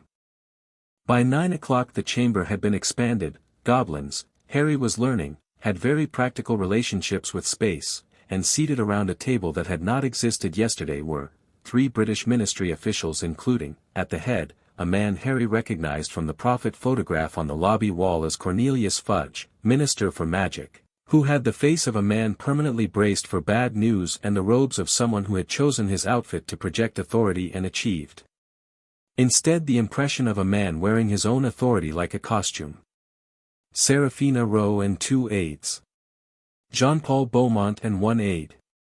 The Russian delegation, who Harry had learned were headed by a woman called Irina Volkov with the bone structure of a mountain range and the manner of someone who found most situations slightly beneath her standards but was willing to engage on a professional basis. Representatives from the International Confederation, 2 wizards in grey robes who had arrived at 8:30 and spoken to no one, which Harry found interesting. And Albus Dumbledore, sitting slightly apart from the ministry officials in a way that was casual and deliberate in equal measure. Amara was at the far end of the table with her notebook. Nobody had questioned her presence. She had seated herself with such complete matter-of-factness that the window for questioning had simply closed around her. Gringotts sat at Harry's right. Harry sat at the head of the table, in the chair that was slightly larger than the others and had been placed there without any discussion, because nobody in the room was going to suggest he sit anywhere else. He was wearing the same too large shirt. He'd borrowed a pair of trousers that fit slightly better. A goblin had appeared at his door at 8 with them, no explanation offered or requested. His hair was exactly what it was. He looked at the room. The room looked back. Fudge opened his mouth. Thank you all for coming, Harry said, before he could. I'll keep this organized if everyone agrees, because there are several different things we need to cover and I'd rather do them in the right order than spend the morning talking past each other. He looked around with the same clarity he'd used on the ministry official yesterday. Has everyone here read the covenant notification that Gringotts sent yesterday? General acknowledgement. Fudge was already slightly flushed, Harry noticed, from being talked over before he'd gotten started. Good. Then everyone knows the basic confirmation is real, the blood test is on record, it can be independently verified through Gringotts and through the covenant clause about third-party confirmation if anyone wants to arrange that. He looked at the Confederation representatives, who had the feeling of people who would want to arrange that. We'll facilitate it. What I want to start with this morning is something that's probably not in the notification but is in the covenant itself. He nodded to Gringotts. Gringotts produced a document, not parchment, something older, something that looked like pressed bark with writing on it that was simultaneously legible and not, the way a word can be clearly printed while the meaning stays slippery. He placed it in the center of the table. The original covenant, he said, includes 17 provisions relating to non-human magical species, goblins, specifically, but with broader applicability. These provisions were agreed to by the co-signatories of the Foundational Magical Governance Framework in 514 AD as a condition of that framework's creation. He looked around the table. They have not been honored. The room changed temperature. Not dramatically, nobody moved, nobody shouted, but the quality of the attention in the room shifted the way pressure shifts before a storm, everyone becoming slightly more aware of where they were sitting and what was around them. Fudge found his voice. Now, Gringotts, these are very old documents and the historical context of, the question of applicability in the modern, minister. Harry looked at him. Fudge stopped. I've read the provisions. They're not ambiguous. He kept his voice completely even. This isn't an attack on the ministry. I'm not here to dismantle anyone's government. But the covenant is real, which means those provisions are real, and ignoring them isn't an option available to anyone in this room. Fudge looked at Harry with the expression of a man watching a small boat navigate a very large current with apparently no concern whatsoever for the current's size. "You're 8 years old," he said, and it came out more helpless than he probably intended. "Yes," Harry agreed. "And the covenant I carry is 1400 years old. The provisions have been sitting there the whole time. My age doesn't change them." He looked at Fudge steadily. "I think you came here today expecting to manage me. I understand why, that's your job, managing things so they don't get out of hand. I don't think you're a bad person. I think you're very good at your job under normal circumstances." He paused. "These aren't normal circumstances." Ro, beside Fudge, made a sound that was firmly suppressed before it became a laugh. Beaumont was looking at Harry with something that had moved past diplomatic assessment into genuine respect. Volkov was watching the British minister the way a chess player watches an opponent who has just made an irreversible mistake without knowing it. "The provisions," Dumbledore said, from his slightly separate position, and his voice was quiet and warm and contained absolutely nothing that could be argued with. "Might I ask what they require?" "In practical terms." Gringotts looked at him. It was the look of someone who has been waiting for a particular person to ask a particular question for a significant amount of time. "In practical terms. Legal recognition of Goblin governance as a sovereign entity, not a commercial institution. Representation in the International Confederation, voting representation, not advisory. Right of magical contract for non-human species without a requiring human co-signatory. And an independent review of any legislation enacted after 1692 that restricted non-human magical rights." The silence that followed was the productive kind, the kind where people were thinking rather than bracing. "The review," Beaumont said carefully, "would take years." "Yes," Gringotts said. "But it would begin immediately." "Yes." Beaumont exchanged a look with his aide. Volkov was watching Fudge. Fudge looked like a man standing on ice that he'd been assured was solid and has just heard it crack. "Cornelius." Dumbledore's voice was gentle and absolutely immovable. "These were always going to come due." Something complicated crossed Fudge's face, anger and fear and the particular exhaustion of someone who has spent years preventing a thing and now must watch it happen anyway. He looked at Harry. "And if the British ministry were to contest the applicability, the covenant is the foundation document of your government," Harry said. "Not unkindly. Contesting it is contesting your own authority to exist." He held Fudge's gaze without heat or victory. "I'm not trying to embarrass you. I'm trying to tell you what's true before it becomes adversarial. That's better for both of us." Fudge sat back in his chair. He looked, suddenly, very tired. Not defeated, not quite, but the particular tiredness of someone whose worldview has just been asked to make room for something it wasn't built to accommodate. "What," he said quietly, "do you want?" Harry looked at him. "I want the review to begin. I want Gringotts to be recognized formally as a sovereign institution. I want those 17 provisions entered into ministry record with the date confirmed as active." He paused. "I don't want to run anything. I don't want a seat in the Wisengamot or whatever the Confederation equivalent is. I'm 8 years old. A beat. What I want, when I'm not 8 years old, is a world that's actually built on the foundations it claims to have." The room sat with that. Then Ro put her hands flat on the table. "Makusa supports the provisions as stated." She didn't hedge it or qualify it. Just said it, clean and final. Beaumont, after a half-second, "as does the French ministry." Volkov, "Russia." The Confederation representatives looked at each other. One of them said, "We will need to consult," "Of course," Harry said. "Take the time you need."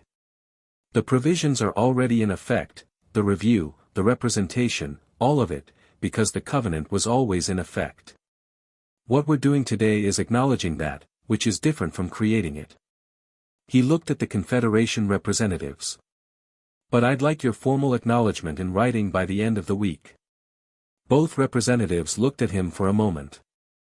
One of them said, in a measured way that was the closest their type came to admiration, "You will have it." Fudge hadn't spoken since his quiet question. He was looking at the table with the interior focus of a man having an argument with himself. Harry watched him and waited. Finally the minister looked up. "The prophet this morning," he said. "The story. It's all ready, I know," Harry said. "We'll address the public statement after this meeting. I'd like your office to co-author it." He held Fudge's gaze. "I'm not trying to make you irrelevant. The ministry matters. You matter. But we have to be honest about what's changed." Fudge looked at him for a long moment. Then he looked at Dumbledore, who offered nothing, simply watched. Then he looked back at Harry. "You're 8, he said again, but this time it was different, not dismissive, not helpless. Almost wondering. Like he was reminding himself of a fact he hadn't yet incorporated. 8, Harry confirmed. "But Merlin's 1400, and right now I'm both of us. So." He looked around the table. "Shall we go through the remaining provisions in order?" The gathering lasted until noon. By the end of it 3 formal acknowledgements had been signed, a joint public statement had been drafted, somewhat painfully, with Fudge's aide arguing the phrasing of each sentence with the energy of a person trying to hold back a tide with well-chosen words, and the first formal request for Confederation representation from the Goblin Nation had been entered into international record. Gringotts walked it all into record himself. Harry watched him and thought about the line in the journal, "The world still needs mending," and thought about 1400 years of carrying a promise and what it might feel like to begin, finally, the work of actually keeping it. The delegations left in stages. Rose shook Harry's hand briskly on her way out and said, "My office will be in contact. We have a situation in Nevada that's related to a convergence point issue. I suspect you'll want to know about it." She said it like a statement of fact, which Harry appreciated. Beaumont bowed. Despite everything, he couldn't quite stop, but this time it felt genuine, an expression of something earned rather than performed. "When you are ready to visit France," he said, "there is a library in Paris that has been sealed since 1734. I believe you may be the only person who can open it." "I'll look into it," Harry said. Volkov stopped beside him last, and she looked at him with those mountain range bones and that particular manner that suggested standards, and she said, in Russian-accented English that was very precise, "Merlin came to Russia. Did you know? In the winter of 490 AD. He stayed for 3 months. We have records." She studied him. "He was very cold and very rude, and he fixed 7 things we had been unable to fix for 2 centuries. He did not explain how. He simply fixed them and left." A pause. "I hope you will be less rude." "I'll try," Harry said. The corner of her mouth moved. She left. Dumbledore was the last. He waited until the chamber was empty except for Harry and Amara, who was still writing with the intensity of someone transcribing history, which she was. "That was," Dumbledore said carefully, "remarkable." "It was a meeting," Harry said. "Yes. It was." The old professor looked at him over his glasses with the expression Harry had begun cataloguing, that particular look that was warm and assessing and slightly recalibrated. "I underestimated what today would look like. I want to be honest about that." "I know," Harry said. "How did you know to come yesterday?" "Before the notification." Dumbledore was quiet for a moment. The honest kind of quiet, Harry was learning to recognize, was different from the strategic kind. This was honest. "After your parents died, I arranged certain things. For your protection. Some of those arrangements were connected to older magic than I fully understood. In the last year, those connections began to resonate. Change. He paused. I knew something was waking. I didn't know what. His eyes were very blue and, right now, very direct. I thought I understood the shape of your future, Harry. I had a plan, a careful plan, and it has been, in the last 24 hours, significantly revised. What was the plan? Harry asked. Dumbledore hesitated. It was a genuine hesitation, not performance. You were to grow up, to be sheltered and protected until the time came when Voldemort— I know about Voldemort, Harry said. He watched Dumbledore absorb this. The Covenant records include the night my parents died. All of it. I read it this morning. He held the old man's gaze. I know about the prophecy. I know what it says. Dumbledore's composure was exceptional and it was having the hardest time of its life. Then I know what the prophecy says, Harry said. I also know that prophecies are not instructions. Merlin never believed in them. He looked at the old man clearly and without anger, genuinely without anger, which he could see surprised Dumbledore more than argument would have. You should have told me. Not today, I know I'm 8. When I was old enough to make choices with the information. That matters. He paused. I'm not angry about the past. But I need you to understand that the plan has changed. Yes, Dumbledore said, very quietly. I'm beginning to see that. I'm going to need to learn. Properly, not just Hogwarts, though I'll go. There are things in Merlin's knowledge that don't map onto anything the modern curriculum covers. I need access to the restricted materials and I need people willing to teach without limiting. He looked at the old professor. Can you help with that? Or is helping with that contingent on me following your plan? Dumbledore looked at him for a long moment. Something worked through his expression, complex, genuine, and at the end of it, something that looked, cautiously, like relief. I can help with that, he said. Unconditionally. Good. Harry put out his hand. Dumbledore, slightly surprised, shook it. Then we'll talk properly. Soon. I have some questions about the blood protection you set and what it's connected to, because I think there's something there that matters for the convergence points. Dumbledore blinked. Yes. Yes, I think you might be right. He sounded, for the first time in the conversation, genuinely startled. I hadn't considered. Come by tomorrow, Harry said. Bring whatever you have on the blood magic from 1981. We'll go through it together. Dumbledore left looking like a man who had arrived at a destination and found it was somewhere he'd never been before, which it was. The door closed behind him. Harry sat back down at the table and let his breath out. The candles settled.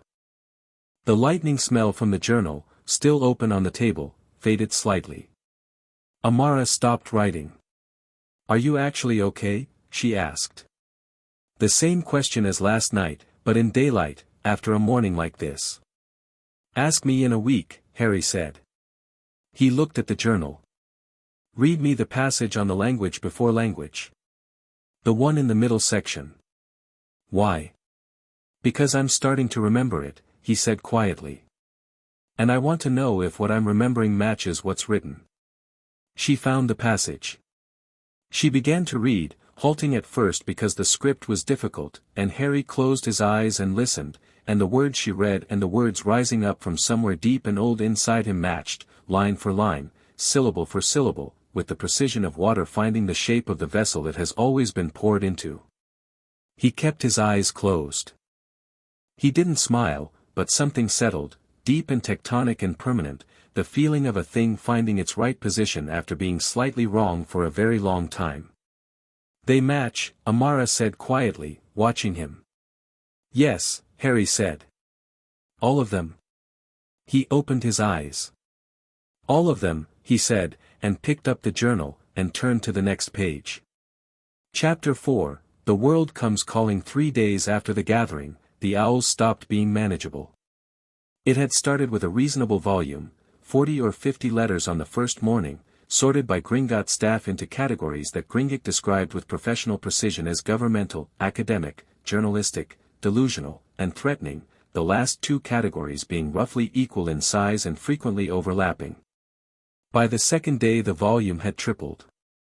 By the third morning Harry walked into the correspondence room, a chamber that had not existed 4 days ago and had been repurposed from what he suspected was a storage room for surplus ledgers, and found it containing approximately 400 pieces of unopened mail stacked in towers that leaned slightly, like a city with bad urban planning. He stood in the doorway and looked at it.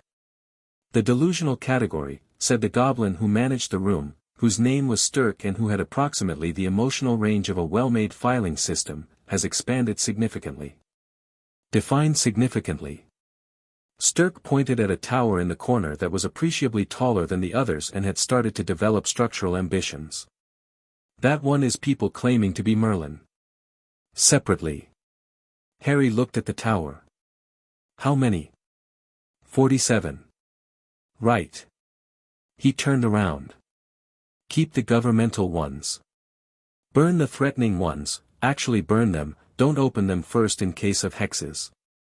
And pick 3 from the general pile at random. I'll read those." Stirk looked at him with the expression of someone who has worked in filing for a century and has never had instructions this specific and this sensible. 3. 1 from a child, 1 from an adult, 1 from someone who sounds like they need help. Harry paused. "Not help from me specifically. Just, pick someone who's asking a real question." He went back to his room to find Amara had arrived and was sitting on the floor with the journal, a pot of tea, and the expression of someone who has slept 5 hours and considers this adequate. "The woman in Devon," Harry said. "Miriam Flint." Amara looked up. 83 years old. Retired unspeakable, 34 years in the Department of Mysteries. "The diagnostic tests I was able to pull suggest she has most of her short-term memory but her long-term recall is," she tilted her hand, "inconsistent. She has good days and not good days. When can we go?" "I thought you'd say that." She closed the journal. "I've arranged for this afternoon if you're free." "I'm free." He looked at the tea. "Is there more of that?" "I'll get some." She stood, and then stopped. "Harry. The prophet this morning." He looked at her. She hesitated, not the hesitation of someone unsure whether to say a thing, but the hesitation of someone finding the cleanest way into a difficult thing. Fudge gave a press statement. "It's not quite what we agreed." Harry held out his hand. She gave him the paper. The headline was contained enough: "Ministry confirms covenant, assessment and review TO begin," but the article beneath it had been shaped the way articles are shaped when someone's press office has worked very hard to imply things the text never quite says. Words like ongoing evaluation and careful interpretation, and one sentence near the bottom that said, with smooth evasiveness, that the ministry would be overseeing the covenant implementation process in partnership with relevant stakeholders, which was technically not a lie and was also absolutely not what had been agreed. Harry read it twice. His expression didn't change. He folded the paper in half and set it on the table. "He's trying to put himself in the chair," he said. "Yes. Oversight means control. If the ministry is overseeing the process, they're the ones deciding what the process does." Harry looked at the wall for a moment, not blankly, with the focused quality of someone doing rapid geometry. "He's not wrong to try. It's a rational move. He doesn't know if I'll push back hard enough to make it not worth it." "Will you?" "Yes." He said it simply. "Get me Gringotts. And, can you draft a response to the prophet statement? Short, very specific, correcting the oversight framing. Quote the covenant text directly. The clause on implementation authority is clause 4. Amara already had her quill out.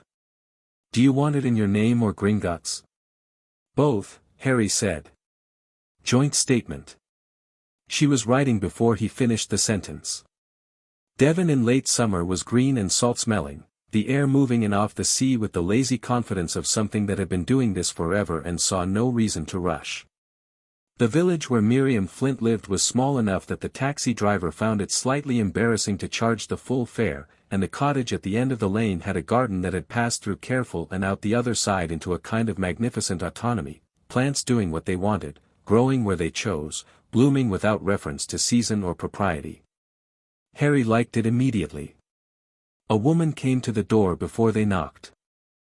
She was very small and very old in the way some people are very old, not diminished by it, just compressed, like something that started substantial and has become more concentrated over time. She had white hair pinned up with what appeared to be a pencil, and eyes that were a gray so pale they were nearly colorless, and she looked at Harry for a long moment before she said anything. "Oh," she said. Not dramatically. Just, "oh." The sound of someone who has been expecting a thing and is still surprised when it arrives. "You're him, then." "Harry," he said. "Not him." "But yes, roughly." The corner of her mouth moved. She stepped back and let them in. The inside of the cottage was, there was no other word, inhabited. Books on every surface, some open, some stacked in configurations that implied ongoing arguments between volumes. Objects Harry could identify and objects he couldn't. A pensieve in the corner filled to the brim with memories that shimmered silver blue in the afternoon light. 3 cats, none of which acknowledged the visitors in any way. "Sit down," Miriam Flint said, moving toward the kitchen with the steady deliberateness of someone who has made peace with moving carefully. "I'll make tea." "Don't touch anything." Harry sat. Amara sat beside him and looked around with the expression of someone filing everything away. "She's sharper than I expected," Amara murmured. "She recognized me," Harry said quietly. "And not from the prophet," she said him, "not you." She was expecting Merlin. "Not me." Amara looked at him sidelong. "She might have had a good day. Let's hope." Miriam came back with tea and a plate of biscuits and settled into an armchair that had clearly been hers for decades, worn into the perfect shape of her. She looked at Harry with those near-colorless eyes. "They told me, at the department," she said, without preamble. "When I was still there. That the script would come back. That there was a covenant and a return and that the script would be readable again when it did." She poured tea with steady hands. "They told me in 1978. I was 40 years old. I spent the next 16 years learning to read it, most of it, and then I retired and then," she tapped her temple lightly, "the good days and the not good days." "The script," Harry said. "Merlinian. The journal, you know about the journal? The Ambrose journal." She looked at Amara. "You found it. Good. I told them in 1987 it was in that storage room and nobody listened." She seemed unsurprised by this. "The script has 2 registers. Surface and deep. Surface is what it looks like, the language, the words, the record. Deep is," she paused, searching. "It's structural. Instructions, not for what to do but for what is. How magic is built. The grammar of it." "I can read the surface," Harry said. "The words." She looked at him with something sharp in those pale eyes. "What about the deep?" Harry thought about reading the journal. The way the words had come up through him rather than being read by him. The match between what he was remembering and what Amara read. "I think so. I'm not certain." "Try this," she said. She went to a shelf with the careful deliberateness and came back with a small folded card, mundane-looking, white, like an index card. She set it on the table in front of him. "I copied that from the primary text. 40 years ago. I could read the surface. The deep always slipped. I could see its shape but I couldn't get inside it." She looked at him steadily. "Tell me what it says." Harry looked at the card. "Surface first, a short passage, 7 lines, the script compact and fast and absolutely Merlin in its impatience with decorative anything." He read it and translated, something about water and its relationship to stone over long time, about patience as a structural force rather than a character trait. Good. He knew that. Then the deep. He had to shift, not his focus, more like his position, the way you shift to see something in your peripheral vision that disappears when you look directly at it. He let the surface text go soft in his attention and looked at what was underneath it, and the underneath had a quality like music heard through a wall. You couldn't see the instrument but the shape of the sound was there, and you knew, with the body knowledge that bypassed argument, what it meant. It's a diagnostic, he said slowly. Not a lesson. It's telling you how to find where the structure of a spell has been damaged. Compromised. It's the same principle as the compass disc, not what to fix, how to find what's broken. He paused. There's a specific application in the second line that points to something called a binding anchor. A structural point in, I think it's a warding system. Or was. Miriam Flint was very still. The deep register is about a specific building, Harry continued, feeling his way through it the way you feel your way through a dark room you almost know. Something that was warded and has been losing its structural integrity for a long time. There's a number. He frowned. 300 and, he stopped. 312 years. The cottage was very quiet except for the cats, who remained magnificently unconcerned. I never got the deep, Miriam said. Her voice was steady but there was something in it, not grief exactly, but the cousin of grief, the feeling of a door you couldn't open finally being opened by someone else.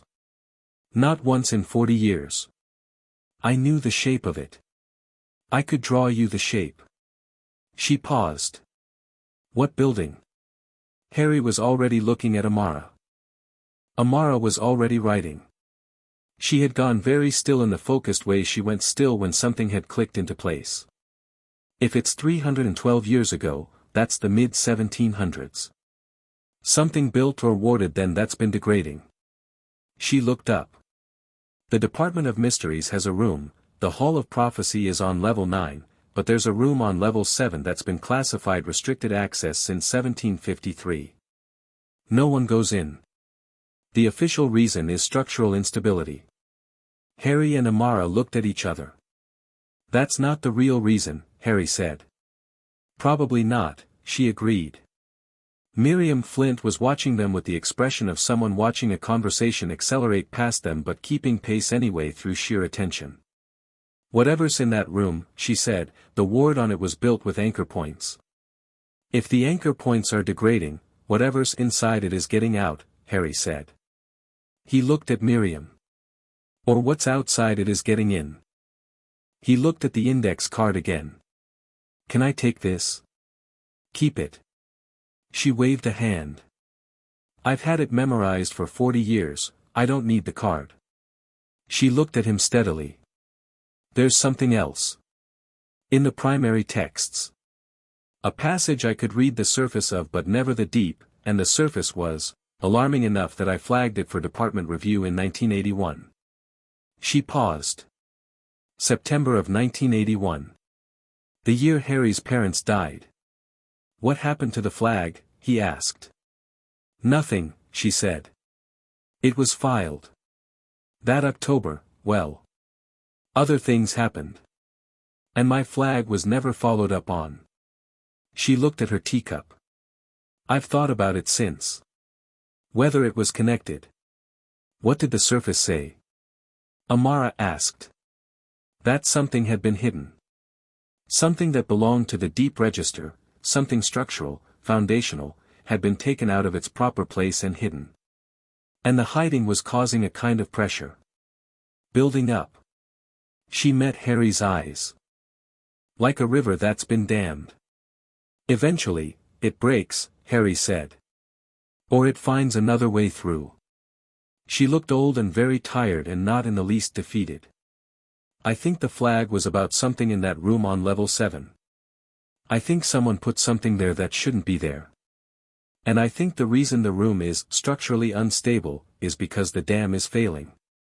Harry stood up. He looked at Amara. She was already on her feet. We need to get into that room, he said. The department won't, the department doesn't have a choice, he said, not unkindly. The Covenant gives Gringotts jurisdiction over matters of magical heritage and structural magical integrity. A dam breaking qualifies. He looked at Miriam. Will you come? Not to the department, I don't want to put you through that. But, can I come back? When I know more. The old woman looked at him for a long moment.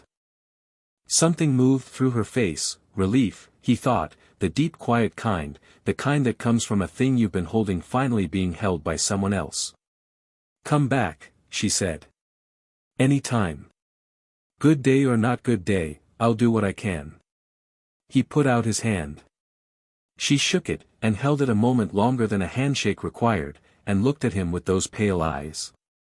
He would have liked you, she said quietly.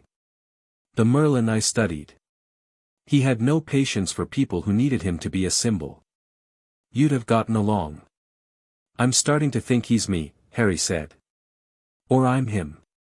It's complicated. Most true things are, she said, and let go of his hand. They were back in London by 4. Amara sent a formal request to the Department of Mysteries under the Covenant jurisdictional provision while they were still on the train, using a scroll and owl arrangement that she'd apparently set up before leaving because she had anticipated, Harry was beginning to understand, most things approximately 3 steps ahead of when they happened. The response came before they reached Paddington. A small ministry owl, officious and very fast, dropped a sealed note into Amara's lap. She opened it. Read it. Her expression went through 3 distinct phases in about 2 seconds. They said no, Harry said. They said, Amara read, with the flat precision of someone reading something extremely aggravating with great control, thank you for your inquiry, the provision you cite is under review for applicability in domestic operational contexts, and access to restricted department facilities requires senior unspeakable authorization which cannot be granted to an apprentice under any circumstances. She folded it. Signed by my supervisor. Your supervisor who sent you to Gringotts without knowing what he was sending you into. The very same. She tucked the note into her robes with the air of someone adding something to a file they'd been building for a while. Harry thought for a moment. The train moved through grey-edged London suburbs, the light going gold and long as afternoon moved toward evening. What's your supervisor's name? Thaddeus Crouch. No relation to Bartemius, he hates when people ask. A pause. He's been head of the apprentice division for 9 years. He's thorough and territorial and not corrupt, exactly, but very committed to the idea that the department controls its own business. Understandable, Harry said. Also impractical given what's potentially failing on level 7. He looked at his reflection in the train window, small, dark-haired, in clothes that still didn't quite fit. I need to go into the ministry. Amara turned to look at him fully. Not sneaking in, he said, before she could say it. Through the front. Formally. With Gringotts' seal on the jurisdictional provision and the Covenant text and a letter from the International Confederation representatives who signed acknowledgement 3 days ago. He looked at her. How many of those can we get in 2 hours? All of them, she said. If I start now. She started now. On the train, with the portable inkwell she apparently carried as a standard personal item, writing 3 simultaneous letters with the efficiency of someone who had spent 2 years in the Department of Mysteries learning how to produce precise documentation under pressure. Harry watched London arrive around them and thought about dams and what was behind them. The Ministry of Magic's visitor entrance off Whitehall received them at 6:15, by which point Harry had Gringotts' formal seal, letters from Rowe and Beaumont via emergency owl, and a 1-line acknowledgement from Volkov that said, in its entirety, provision is valid. Let the boy through. Which was arguably the most efficient piece of diplomatic communication Harry had yet encountered. Amara had also, in the 20 minutes between arriving back at Gringotts and leaving for the ministry, changed into clean robes and done something to her hair that had nothing to do with preparation and everything to do with the body's instinct to face a fight looking like itself. The atrium was quieter at 6 than it apparently was at 9, fewer people, more echoes, the fountain of magical brethren doing its usual cheerful performance of a hierarchy nobody was publicly acknowledging was a hierarchy. Harry walked past it without looking at it. He'd form an opinion about it later. Right now there was a level 7 room. Thaddeus Crouch was waiting. He had been notified, Harry had made sure of that, through official channels, 20 minutes before their arrival, so Crouch couldn't claim surprise and use it as leverage. He was a compact man in his 40s with the bearing of someone who had built his authority carefully, brick by brick, and was not going to watch it be dismantled without at least putting up a wall. He had 3 people with him, which was interesting. Not a formal escort, their robes were wrong for that, more like witnesses he'd brought to make the conversation official before it could become something he hadn't sanctioned. "Mr. Potter," he said, with a courtesy that was thin over something less courteous. He looked at Amara. "Miss Goldthorne. You were assigned to an assessment. Your report has not been submitted." "I'm still gathering information," Amara said pleasantly. "The assessment was completed 3 days ago. The situation is ongoing." She didn't move, didn't shift, just held his gaze with the particular calm of someone who has decided not to be managed today. Crouch looked at Harry. "The jurisdictional provision you cited is being reviewed. Until that review is complete, the review doesn't affect the provision," Harry said. "The provision is active as of the covenant confirmation 3 days ago. Reviewing whether to honor it doesn't suspend it." He held out Gringotts' sealed letter. "This is the formal Gringotts position on that question. You're welcome to contest it through the International Confederation, which would take approximately 8 months and which I'd recommend against given that 3 Confederation representatives have already acknowledged the provision in writing." He held out Rose's letter, then Beaumont's, then Volkov's terse single line. Crouch looked at them. His 3 witnesses were looking at them too. "Level 7, Harry said. "The restricted room. What's the official designation?" A pause. "Temporal Research Archive 7B, Crouch said. He said it like a man trying to make something sound innocuous while knowing it isn't. "How long has it been sealed?" "Since," another pause, 1753. "And the structural instability designation?" "Is accurate." Crouch's voice was getting tighter. Not dishonest, Harry didn't think he was dishonest, but the way a voice gets tight when the truth is something the speaker would rather not be responsible for. "There is genuine structural instability in the warding. It was assessed in 1753 and the decision was made to seal the room pending a resolution that hasn't yet been found." "Have you tried to find it?" Harry asked. Not accusatory. Just the question. Crouch's jaw tightened fractionally. "The tools to diagnose Merlinian era warding have not been available." "They are now," Harry said. He held the man's gaze steadily. "I'm not here to embarrass the department. I'm here because Miriam Flint flagged something in 1981 that was never followed up on and I think the room on level 7 is connected to it and I think the warding is failing and I think that matters." He paused. "You are the person who decides whether we handle this now or in a crisis." "I would rather do it now." The atrium hummed around them with the sounds of a building that kept going regardless, distant lifts, the fountain, the particular acoustic quality of large stone spaces. Crouch looked at his witnesses. Back at Harry. At the letters in Harry's hand.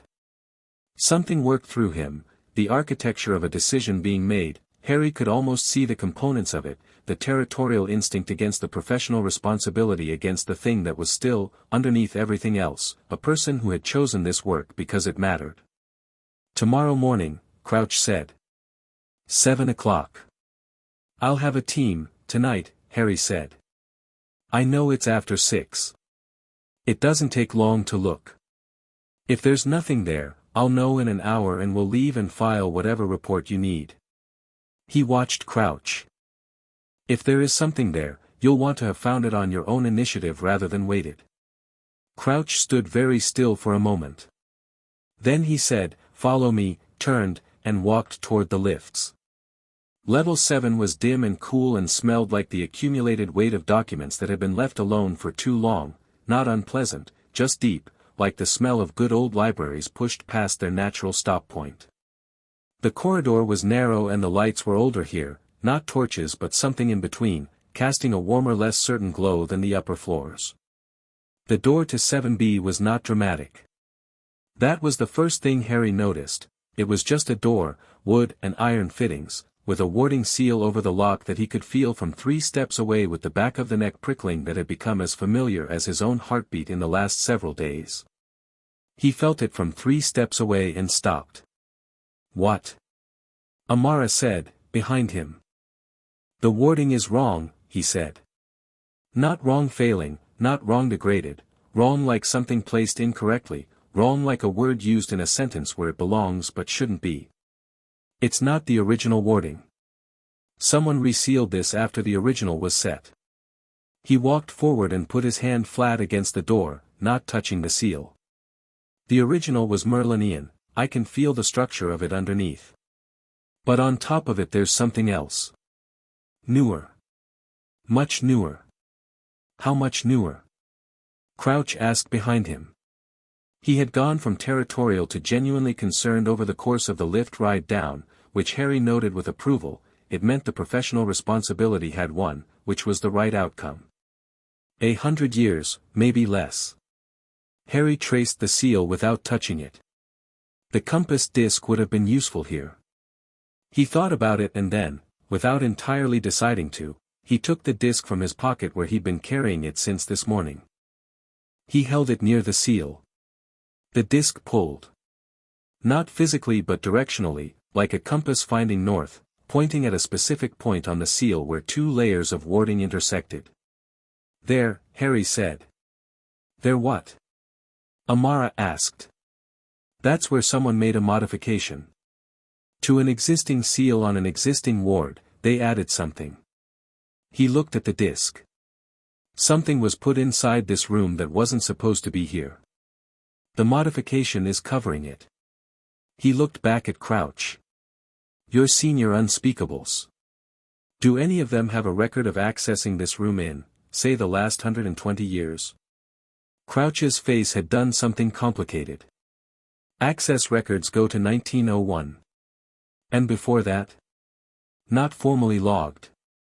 Harry looked at him. "Can you open the modification seal from outside? Without breaking the Merlinian layer underneath?" Crouch looked at his 3 witnesses. 2 of them were looking at the door with the expressions of people who have been told something is inactive and are now less sure of that. The third was writing notes. "I can try," Crouch said, and his voice had lost the territorial quality entirely. He pulled out his wand. The senior unspeakable had a wand like a practitioner, dark wood and serious about it, and began working on the modification seal with the careful attention of someone who understands what they're touching. Harry stepped back and watched. The seal came apart in layers, slowly, like bark being peeled from a tree. Each layer Crouch removed revealed another underneath, and each layer was slightly older and slightly less clean, the work of someone building and adding and patching over time, which meant this wasn't one event but many. Someone had come back to this room multiple times. The innermost modification fell away. The door swung open. The smell that came out was cold and dark and oddly metallic, and the room beyond was small, smaller than Harry had expected, barely larger than a generous wardrobe. Empty floor. Stone walls. One shelf, bolted to the far wall, holding a single object. It was a sphere. About the size of a large apple. Dark glass or something that looked like dark glass, and inside it a light moved, not the silver blue of memories, not the gold of Covenant script. A deep, arterial red, pulsing slowly, like something alive. The 6 people standing in the doorway of level 7 room B were very quiet. "That," Crouch said carefully, "is not in any inventory." Harry held the compass disc near the doorway. It pulled toward the sphere with an urgency it hadn't shown with the door. "It's a binding anchor," Harry said. He said it slowly, working through the deep register of Miriam Flint's index card as he spoke, the structural grammar of it falling into place around this specific object in this specific room. It's structural. It's connected to something much larger. This is a component, not a complete object. He looked at the slow pulse of red light. Something is bound with this as one of the anchor points. Something that should be. He stopped. He stood in the doorway of a room that had been sealed since 1753 and modified multiple times since, and held a component of something large and structural and wrong, and he thought about what Miriam Flint had said about a river that's been dammed. And about what had happened in October 1981. Voldemort, Harry said quietly. This is connected to what happened to Voldemort. Amara made a sharp sound. Crouch went absolutely still. Not to the night he attacked my parents, Harry said. He was working through it as he spoke, the structural grammar of the deep register mapping onto what he was seeing, the logic of it brutal and clean the way old magic was always brutal and clean. Earlier than that. This was placed here before. As a precaution. He looked at the sphere.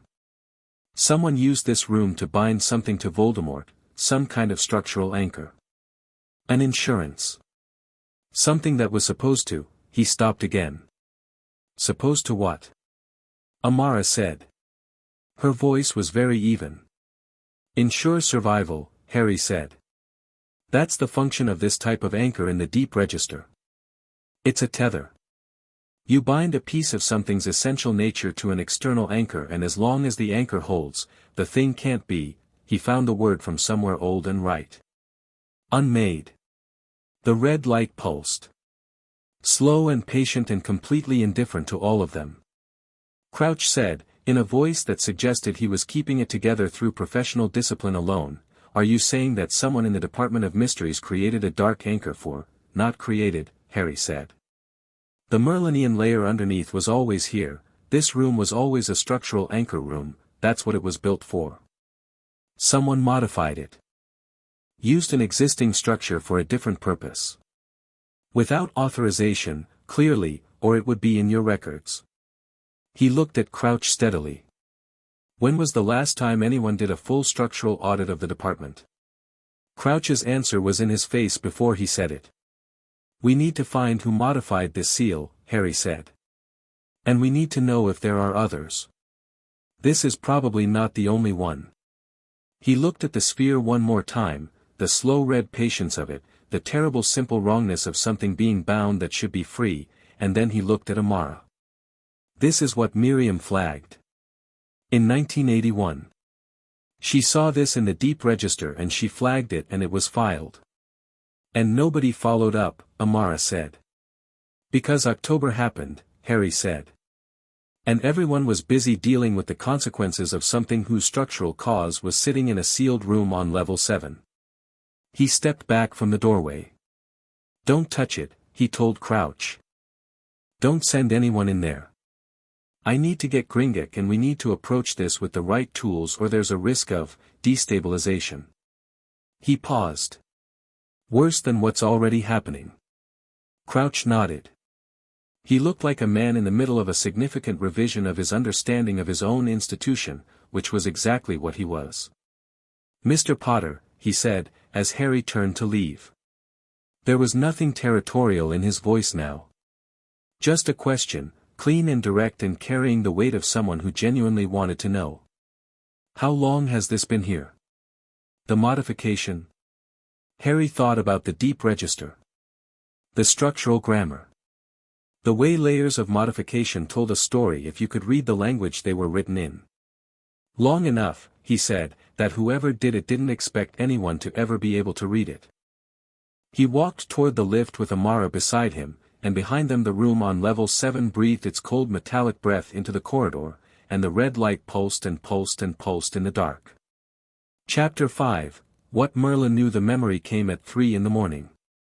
Harry had been asleep, genuinely asleep, the deep kind he'd been getting in the Gringotts quarters that felt like recovery from something long-term, like the body settling debts it had been running on credit for years. And then without transition he wasn't asleep anymore, wasn't in the stone room with the oil lamp and the solid bed, wasn't in 1988 at all. He was somewhere else entirely. The lake. But not the way it had been in the dream, not the hammered silver stillness with the voice at the edge of hearing. This was the lake at storm. The sky was moving, heavy and fast, the kind of sky that means business, and the water was dark and choppy and real in the way dreams rarely managed. He was standing at the water's edge and he was not 8 years old. He understood this with the peculiar clarity of being inside a memory that belonged to someone else while wearing their perception. He was old. Not physically decrepit. Just old in the way deep water is old, in the way stone is old.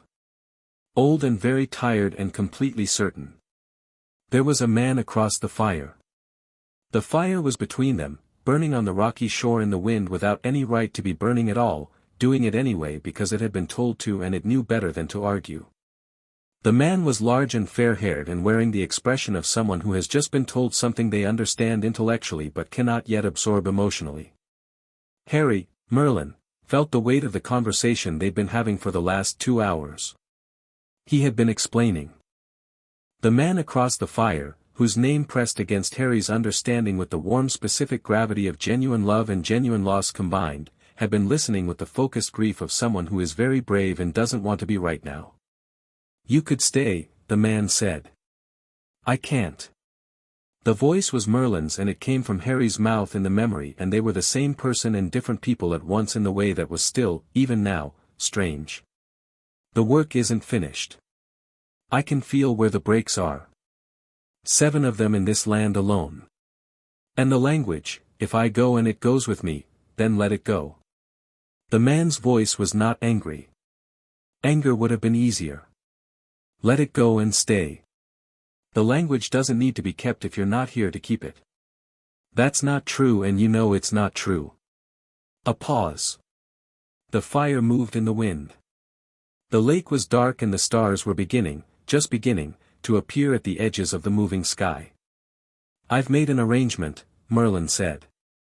His hands, the hands Harry was wearing, were old in this memory and felt it, the particular weight of hands that have done a great deal of careful work for a very long time. "With the goblins. Gringotts III and his council. The knowledge will be seeded. Kept in the blood. When the world needs it again, when the world needs it." The man's voice had something in it now. "And what about when I need you?" "You are the greatest king who will ever live," Merlin said, and he said it without ceremony, just as a fact he'd been carrying long enough to have worn smooth. "You don't need me." "That," the man said, "is the most arrogant thing you have ever said to me. And you have said some extraordinarily arrogant things." Something that felt like grief and felt like laughter and felt like both at once moved through the memory. Harry felt it in his chest and his throat, and it was not his emotion but it was in him completely, the way a song is in you when you know every word. "Arthur." The name pressed against Harry like a hand against a door. "I'll come back," Merlin said. "The covenant ensures it. Not me, not this me, but the knowing. The mending. It will come back. Promise me," Arthur said. "I promise." The fire burned without wind logic. The lake moved. The stars came in. And then Harry woke up in the stone room with his face wet and his hands shaking and a grief in his chest that was 1400 years old and had lost none of its weight in the intervening time. He lay still and let it move through him. He'd learned in the last several days that the memories required this, that trying to push them aside made them louder, and that sitting inside them, accepting the weight, was the only way through. He stared at the ceiling and breathed and felt Merlin's grief about Arthur and his own smaller grief about parents he barely remembered, and the two things sat alongside each other without competing because grief, apparently, was grief regardless of its vintage. After a while he sat up. He lit the oil lamp. On the table beside it was the journal, he'd taken to sleeping with it near, not superstitiously, just practically, the way you keep reference material close when you're in the middle of working something out. He opened it to the last section he'd read and sat there in the lamp light with the ink going gold at the edges where his hands touched the pages. The entry was dated simply winter. "The last winter, I think. The anchor problem is the one I cannot solve before I go. I know they exist, the places where dark intention has been fixed to structural magic, parasitically, using the deep register's grammar without understanding its ethics. Someone has been learning the surface of the language without the deep. They can read instructions but not meaning. They know how to build a binding anchor but not what it costs or what it will eventually unmade. I have left indicators. Compass points. The disk that Gringotts holds in trust will find them, because the disk was built to find what's lost, and these anchors are lost things, things that were taken from their right place and put in a wrong one.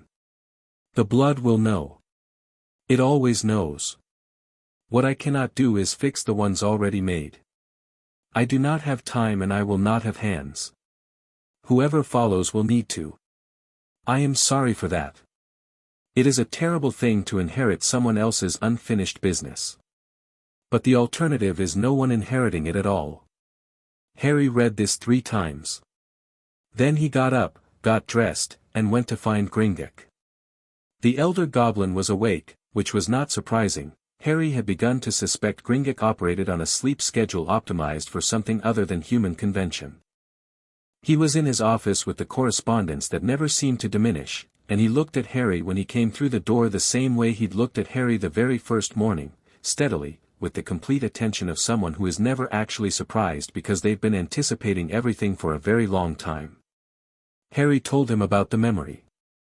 He told it straight, the way he told everything, without dramatic pause, without self-consciousness, just the information in the right order. Gringotts listened without interrupting, which was one of the things Harry had come to actively appreciate about him, and when Harry was done the old goblin was quiet for a moment. Gringotts the Third, he said finally. My ancestor. For generations removed. He folded his hands on the desk. The fire at the lake. We have a record of that meeting in our archive. Not a transcript, a record of the covenant being formalized. A pause. And the object he described. The anchor in Arthur's name. That was, he stopped. Harry looked at him. That was the first one, Gringotts said. Merlin made a structural anchor for Arthur. To ensure his survival if things went wrong. He bound it into a location that was at the time a Merlinian deep structure site. He looked at Harry with the careful precision of someone handling something fragile and necessary. That anchor was eventually corrupted. By someone who found the site centuries later and understood enough of the surface grammar to modify what was there. He paused. We believe this happened in the 16th century. We were never certain. So there's a Merlinian structural anchor that was originally made for Arthur, Harry said slowly, that got modified at some point, and then modified again to become what's in level 7. We believe the anchor has been repurposed. Multiple times. Each time by someone who could read the surface but not the deep. Gringotts' voice was even but under it was something that was not quite anger but was what lived near anger in a creature who had been watching the same mistake made repeatedly for centuries. The latest modification, which you found last night, turned it into a survival tether for Voldemort. The structural grammar of the original is still there, underneath. But the intent has been rewritten. Harry sat back. He thought about the red light in the sphere. Slow and patient and terrible in its simplicity. Who put it there? That, Gringotts said, is what I believe you need to determine. Because whoever modified the anchor had significant knowledge of Merlinian deep structure. Not complete knowledge. If they had complete knowledge, the thing would be stable rather than failing. But enough. He looked at Harry. Enough to be dangerous. It's not Voldemort himself, Harry said. He's, whatever state he's in right now, he doesn't have a physical form. He can't have placed it. No. A servant. Or a collaborator. Gringotts paused. Someone who had access to the Department of Mysteries. Which narrows the field. Harry thought about Crouch's access records going back only to 1901. About the layers of modification on the seal, multiple visits, multiple editions. About someone who had been in that room more than once over many years. I need to see the access records, he said. Everything the department has. And I need Amara to help me cross-reference them with anyone who had a known interest in Merlinian texts. He stood up. What time does she usually arrive? She arrived 40 minutes ago, Gringotts said. She is in the correspondence room telling Sturk that his categorization of certain letters is insufficiently nuanced. Harry almost smiled. Of course she is. Amara took the information about the memory, the journal entry, and Gringotts' history of the anchor with the focused silence of someone doing rapid architecture. She was sitting cross-legged on the floor of the chamber. She'd abandoned the chairs several days ago in favor of the floor, which Harry suspected said something accurate about her general approach to institutional structures, with documents spread around her in an arrangement that looked chaotic and was clearly not. When he finished she was quiet for a long moment. The access records, she said. Crouch gave me partial access this morning before I came here. I think last night rattled him more than he showed. She pulled a folded sheaf of parchment from the documents around her. Formal access records from 1901 to present. I cross-referenced everyone with department clearance who also had a research interest in Merlinian or pre-modern magical theory. She looked up. There are 11 names. How many of them are dead? 7. How many of the remaining 4 had access to level 7 in the last 20 years? Amara looked at her notes. 3. Harry looked at her. And the third? She was quiet for a moment. That was not hesitation, it was the quiet of someone who has arrived at a conclusion they weren't expecting and is sitting with its weight. Crouch, she said. Not Thaddeus. His predecessor. Lawrence Crouch. Head of research from 1959 to 1984. She paused. Who retired in November 1981. 6 weeks after Voldemort disappeared. The chamber was very quiet. Thaddeus Crouch's father, Amara said. Or uncle. Or, I don't know the family connection yet. The surname is the same. Harry breathed. He thought about Thaddeus Crouch's face last night, the territorial professionalism cracking under genuine concern, the decision to let them through, the look of a man confronting something he'd thought was stable. He thought about whether Crouch had known. Get me everything on Lawrence Crouch, he said. And don't go back to the department until we know what we're dealing with. Amara was already writing. Already wasn't planning to. He picked up the journal. He turned to the entry he'd been reading and read again the line about the anchor problem. Someone has been learning the surface of the language without the deep, and then he turned forward, to a passage he hadn't reached yet, and found it on the 3rd page. The handwriting here was different.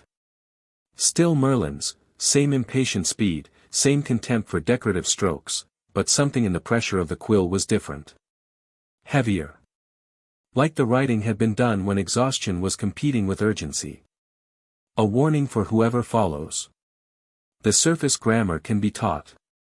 I know this because I taught it, once, to someone who asked with a sincerity I believed and who used it for purposes I didn't foresee. This is the failure I carry that I cannot fix before I go. The thing about the surface grammar without the deep is this, it works. Partially. Incompletely. In ways that feel stable until they fail catastrophically. The person who learns only the surface believes they have learned the thing, because the surface is large and detailed and impressive and the deep is quiet and requires a kind of listening that most people cannot sustain. If you are reading this in the deep register, as I expect you will be, then you already know the difference. You will recognize the surface work when you see it because it has a quality I can only describe as grammar without meaning. The words correct, the sense absent. Find the places where it was used. Unmake the modifications. Return the anchors to their original function or release them entirely if the original is too corrupted. The disk will help. And watch for the one who taught the surface. Not me, I am gone. But the student. Or the student's student. The surface grammar propagates. Someone still living knows it. Harry set the journal down. He sat there for a long moment, in the stone room with the bright candles and Amara's scratch of quill and the distant sounds of Gringotts going about its ancient and efficient business, and he thought about Arthur's anchor, corrupted across centuries, ending up in a ministry storage room as a survival tether for the man who had killed his parents. Then he picked up the journal and went to find Dumbledore. He'd known Dumbledore was in the building since 8 o'clock.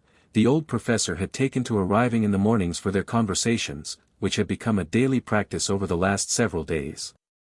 They were not easy conversations. Dumbledore was extraordinarily good at warmth and oblique revelation, and Harry was extremely bad at pretending not to notice when someone was doing that. They were working something out between them, not trust exactly, not yet, but the honest accounting that has to happen before trust can be built on solid ground. He found Dumbledore in the consultation room near the lobby, drinking tea with the settled quality of a man who is in no hurry and knows exactly how to look like he's in no hurry while actually being in considerable hurry. Harry put the journal on the table. Open to the last passage. Dumbledore looked at it. He looked at it for longer than reading required. Then he looked at Harry. Where did you find Gringotts archive? A family called Ambrose held it until 1893. Harry sat down. Read the passage. The one I've marked. Dumbledore read. He was very still while reading, the absolute stillness of someone who has encountered something that reorganizes everything around it. When he finished he set the journal down with a care that acknowledged what it was. You know, Harry said.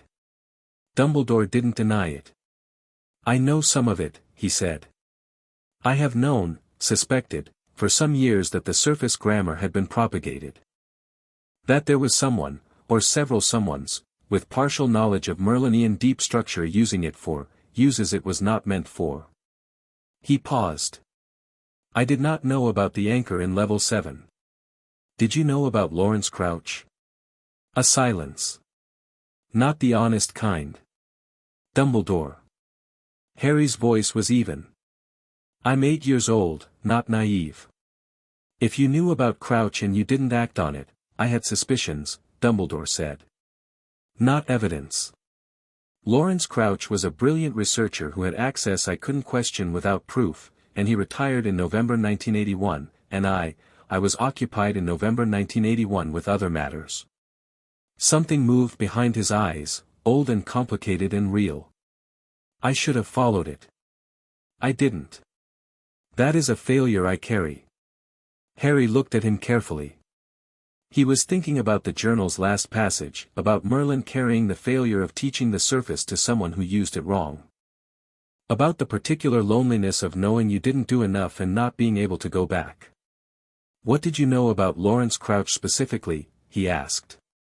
He had been researching a theory, Dumbledore said. About magical anchoring.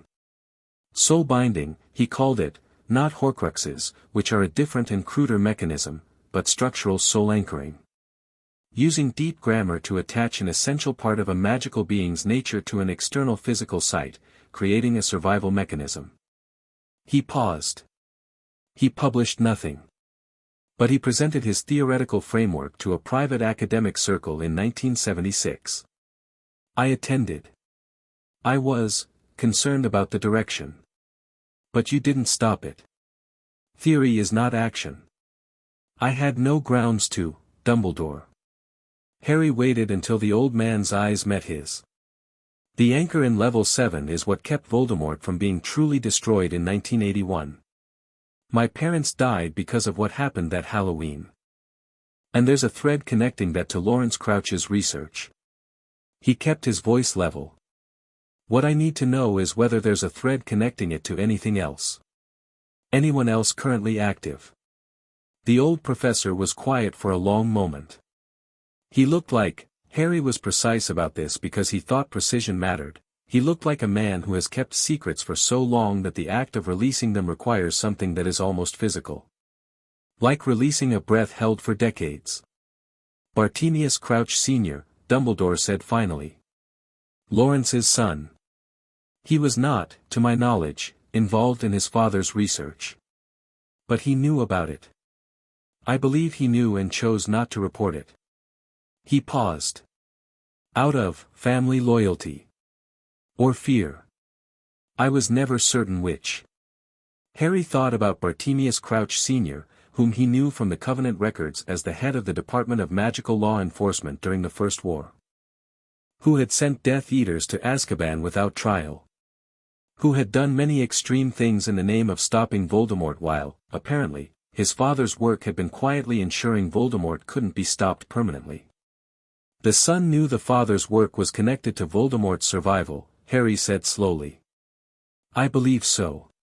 And he said nothing. And he said nothing. The room breathed around them.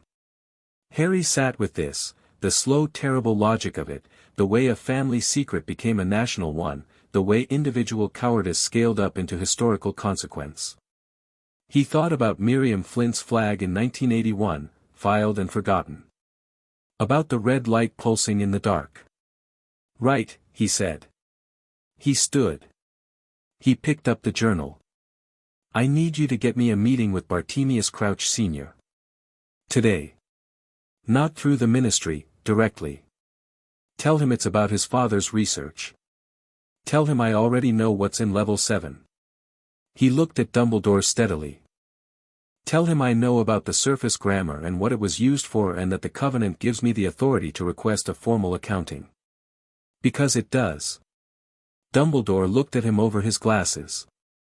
He won't respond well. He doesn't need to respond well, Harry said. He needs to respond honestly. Those are different requirements. He went to the door. Harry. Dumbledore's voice had something in it, not quite warmth, something older than warmth. The specific quality of someone acknowledging a debt. I should have done more. Before all of this. I arranged for your protection and I told myself that was enough. It wasn't. Harry stopped at the door. He didn't turn around for a moment. He thought about the journal entry, about Merlin carrying the failure of teaching the wrong person, about the particular agony of good intentions with insufficient follow-through. About Arthur by the fire saying that's the most arrogant thing you've ever said to me. I know, he said, without turning around. I believe you. And I believe you'll do better. He paused. Get me Crouch Sr. by this afternoon. He left.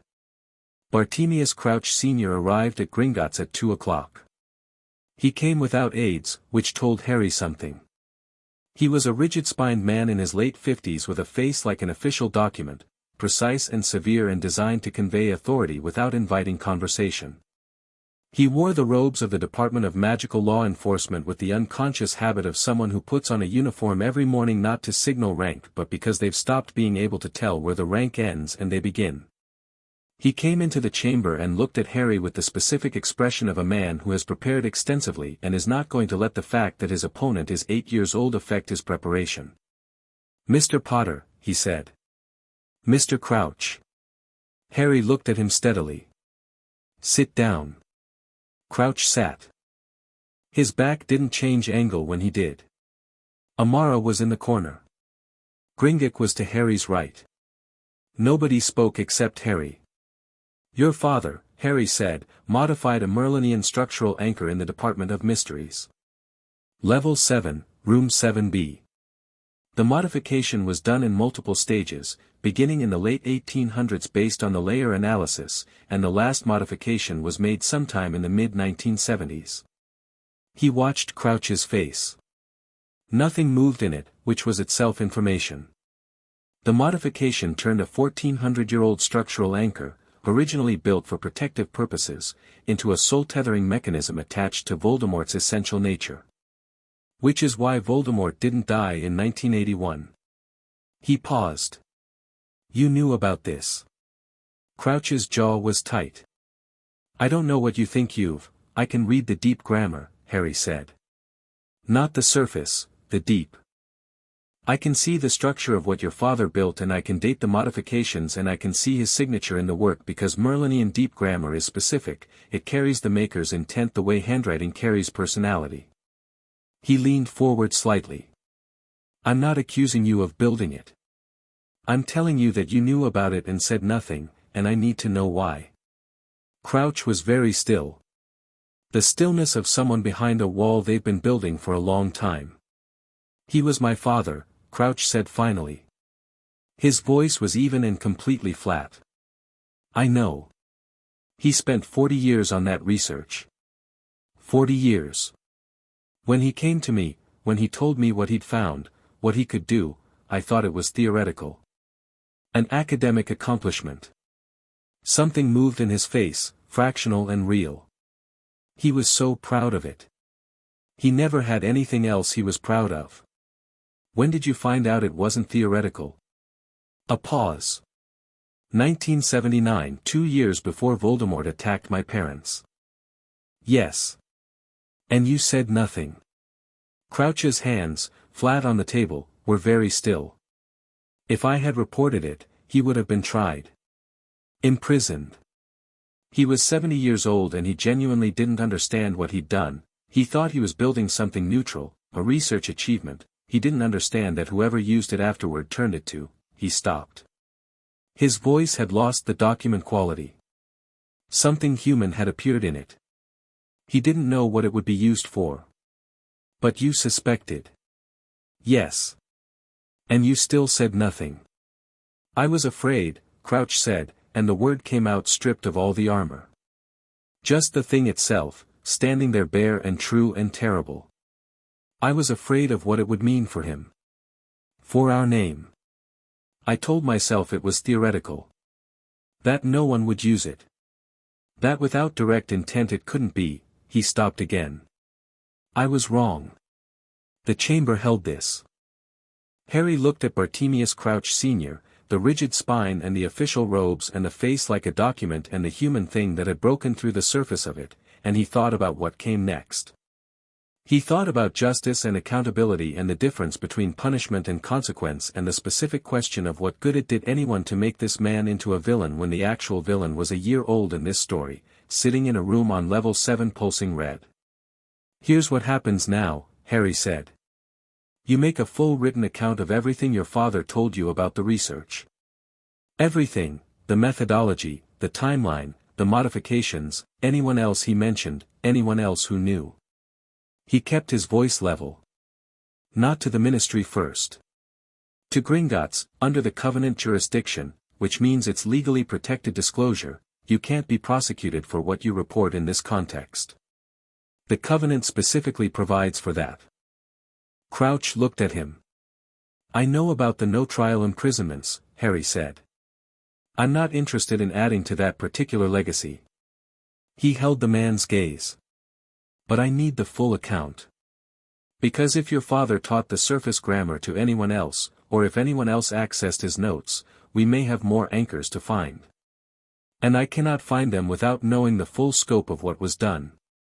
Crouch was quiet for a long moment. Something was working through him, visible, real, the long difficult movement of a man deciding to stop carrying something. There was a notebook, he said finally. My father's. I have it. I've had it since he died in 1986. I never reported it. He looked at the table. I can bring it. Today, Harry said. Today, Crouch agreed. He stood. He paused. Mr. Potter. Something in his voice, not apology, because the moment for apology had been 1979 and this was not that moment, but something that was the present tense version of it. The people who died. Because of what the anchor enabled. He didn't finish the sentence. I know, Harry said. Go get the notebook. Crouch left. The door closed behind him. Amara exhaled slowly from her corner and put her quill down for the first time in 40 minutes. That was, she said, extraordinary. It was a conversation, Harry said. He felt tired, not physically, but the particular tired that comes from handling something heavy with precision, the muscle tiredness of sustained care. He looked at Gringotts. He'll come back with it. Yes, Gringotts said. He will. The old goblin was watching Harry with the expression Harry had catalogued as the closest a goblin came to something warm. You gave him a way through rather than a wall. The wall wasn't going to get us the notebook, Harry said simply. No. But many people would have built one anyway. Gringotts paused. Merlin would have built one. He had less patience with weakness than you do. Harry thought about the memory, the fire, the lake, Arthur's face, Merlin's grief. He had less practice with it, he said. He mostly dealt with kings. Amara made a sound that was almost a laugh, quickly suppressed. One more thing, Harry said. He looked at Gringotts. The anchor needs to come out of level 7. It can't stay there. Whatever's connected to Voldemort's, whatever's left of him, this is part of what's keeping him from being permanently gone. And if someone finds it and tries to use it before we can get to it, the instability is increasing, Gringotts agreed. I have the structural analysis from this morning. The ward on the room is failing faster than I anticipated. We have perhaps 2 weeks before the containment is insufficient. Then we move in the next few days. Harry looked at the journal. I need to study the release protocol, it's in the deep register of the primary texts that Miriam Flint has been working on. Reversing a binding anchor without releasing the anchored energy catastrophically it's not simple. It requires the original grammar to unmake it correctly. He paused. I can do it. But I need 3 days and access to those primary texts. The primary texts are in the department's restricted archive, Amara said. Yes, Harry said. Which is why you're going to go back to the department today and tell Thaddeus Crouch that we need them transferred to Gringotts under Covenant jurisdiction, and that in return we'll handle the level 7 situation without involving the press or the Wisengamot. He looked at her. Can you make that argument? Effortlessly, she said. I've been rehearsing it since this morning. She paused. I thought we'd need it sooner or later. You were 3 hours ahead of where I was. Usually more like 5, she said, without vanity, just as accurate reporting. Harry looked at the journal. At the passage about the anchor problem, about the impossibility of mending everything before the end, about the terrible inheritance of unfinished work. He thought about Merlin by the lake telling Arthur I'll come back and meaning it enough to build a covenant around the promise. He thought about what it meant to come back to a world full of things that still needed fixing, not just the large things, the anchors and the dark grammar and the institutional failures, but the small ones. The child sleeping in a cupboard while his cousin had birthday banners. The old woman in Devon who spent 40 years on work that no one followed up on. The goblin elder carrying the grief of being reduced to a service when he was a sovereign. The world still needs mending, the voice had said. Yes, Harry thought. It does.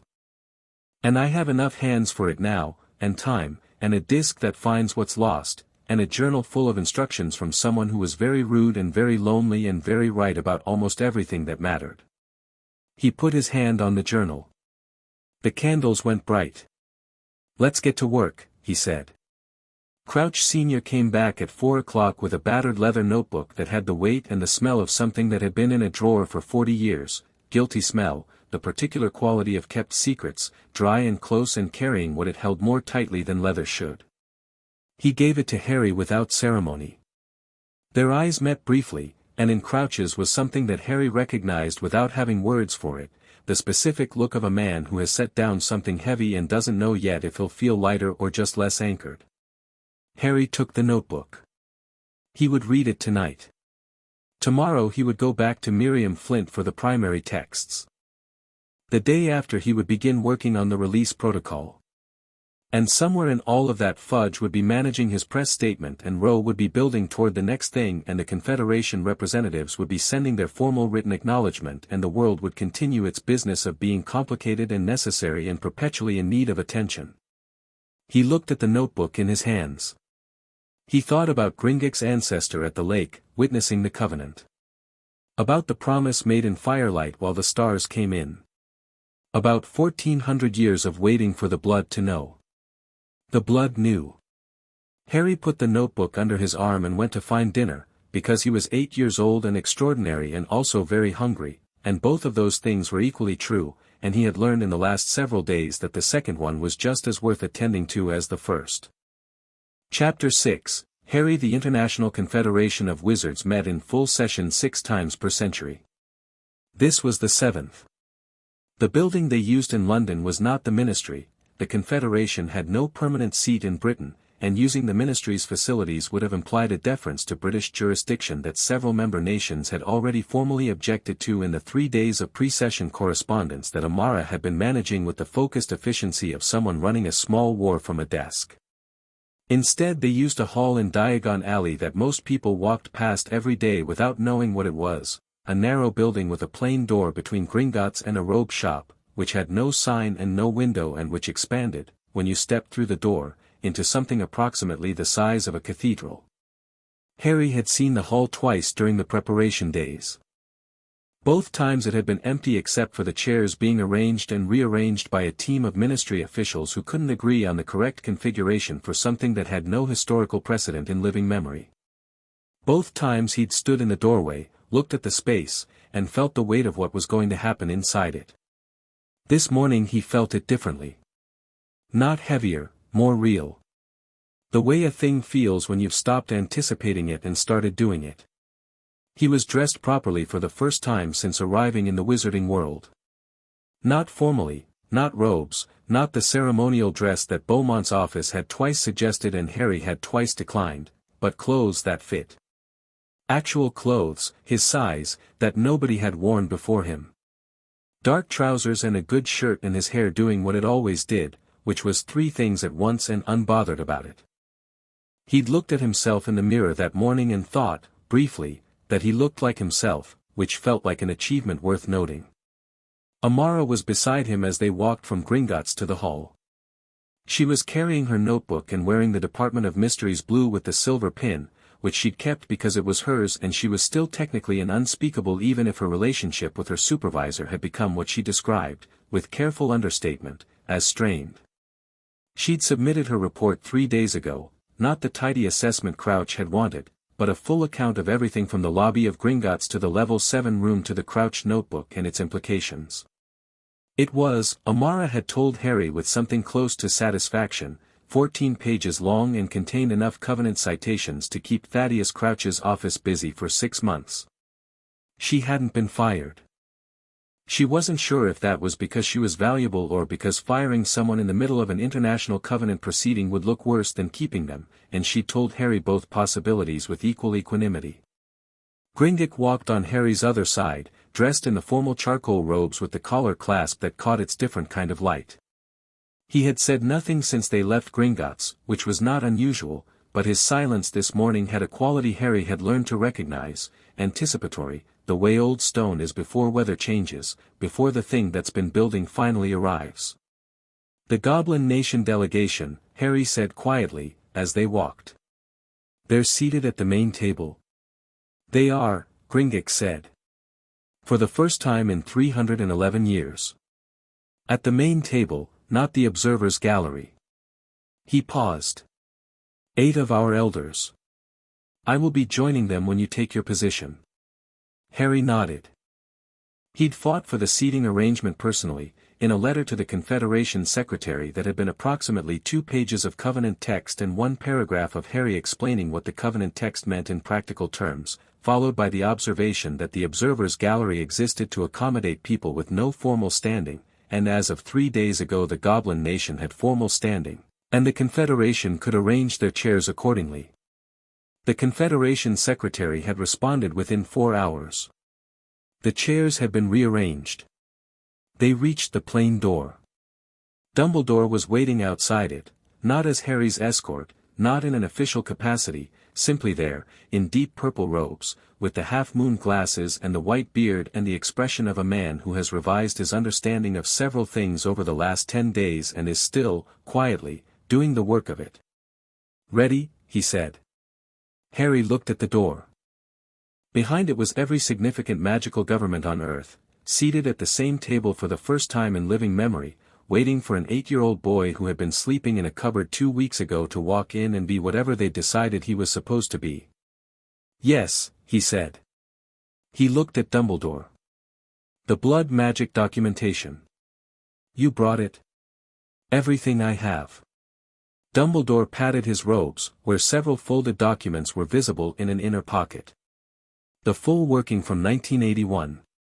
I've also added my own analysis of the connection to the anchor. You were right, by the way. The blood protection I established at Privet Drive was connected to one of the convergence points. The fourth one. I hadn't understood the mechanism until I read your working. We'll go through it properly next week, Harry said. There are implications I'm still mapping. I'd welcome that, Dumbledore said, and he said it like he meant it, which Harry believed, because in the last 10 days Dumbledore's warmth had become something more useful, it had become honest. Harry pushed the door open and walked in. The hall seated 211 people when full. Today it had closer to 300, because every delegation had brought aides and observers and in several cases what appeared to be historians, all of them arranged in the outer rings while the formal delegates occupied the central table. The noise when Harry entered was the sound of that many people registering his arrival simultaneously, not loud, more a collective adjustment of attention, the way a room of candles all orient when a window opens. He walked to the seat at the head of the table. He did not look around the room taking in faces and reactions. He'd found, over the last 10 days, that the most effective thing he could do in any room was simply be present in it, fully, without performance, and let the room do what it was going to do. He sat. Gringotts peeled away to join the goblin delegation at the eastern arc of the table, 8 gray-green faces above charcoal robes, 8 pairs of very black eyes that had the calm of beings who have been waiting for this specific moment for longer than the institution they were now sitting in had existed. Fudge was directly across the table. He had brought 4 aides, none of whom were doing much aiding, because Fudge had the look of a man who had arrived somewhere and was only now understanding where he'd arrived. He met Harry's eyes briefly and then looked at his documentation, which was extensive. Row was to Fudge's left, with 1 aide and the compressed readiness of someone who had been preparing for this for 3 days and found the preparation adequate but is always slightly suspicious of adequacy. Beaumont was further around, with his tall hat and his air of diplomatic dignity that had, over the last 10 days, acquired something genuine underneath it, less performed, more present. Volkov was where Volkov always was, which was wherever she chose to be, currently at the southern arc looking at the room with her mountain range composure. The 2 Confederation representatives in gray sat at the formal Confederation position, center of the northern arc, chairs slightly larger than the others, which was a tradition Harry had been briefed on and found mildly ridiculous but had decided not to fight because some battles were worth picking and some weren't. Their names were Aldrich Vance and Maeve O'Sullivan, and Harry had spoken to both of them once each in the preparation days. Vance was meticulous and formal and had asked very precise questions about the Covenant's enforcement mechanisms, and O'Sullivan had said almost nothing and watched everything, which Harry had concluded meant she was very smart and waiting to see which way things fell before committing. He looked at the room. The room looked back. Harry put both hands flat on the table, the same gesture he'd been making all week, the anchor gesture, present tense, I am here, and said, let's begin. The formal declaration took the first hour. It was procedural and necessary and Harry moved through it with the patient clarity of someone who has understood, in the last 10 days, that some things must be done correctly not because the ceremony matters but because the record matters.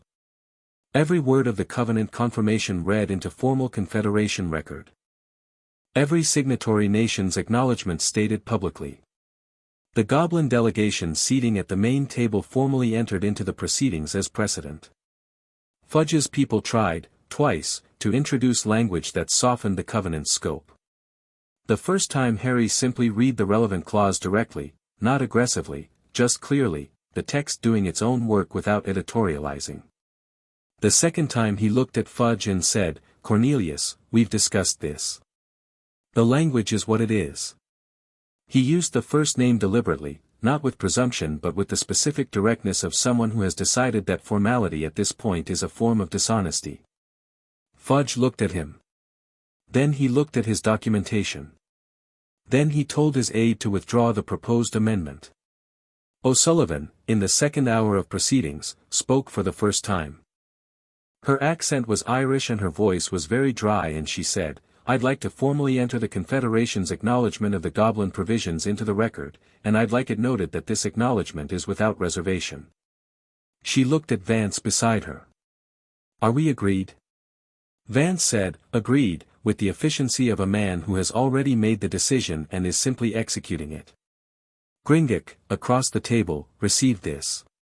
He received it the way certain things are received, without drama, with the complete stillness of something settling into its right place after a very long time in the wrong one. He looked at Harry once, briefly. Harry gave him the small nod that meant yes, I saw that, it's done. The third hour was where things got complicated. It started with Fudge. He'd been building toward it since the session began. Harry had been watching the architecture of it, the way Fudge kept touching the sheaf of documents to his left and the way his aides kept exchanging looks over increasingly careful handwriting. He'd been planning this since the joint statement, probably before, the rational defensive move of a man who was not unintelligent and who had spent long enough in his position to understand that when you can't prevent a thing, you shape it. "The matter of guardianship," Fudge said, when the formal declaration had been completed and the session moved to open proceedings. His voice was measured and official and contained the specific confidence of someone who has had their legal team review something very carefully. Under British magical law, as the designated guardian authority for a minor, the Dursleys relinquished guardianship 4 days ago, Harry said. Formally and willingly, in a document filed with Gringotts under Covenant jurisdiction. He paused. "I have a copy if you'd like to review it."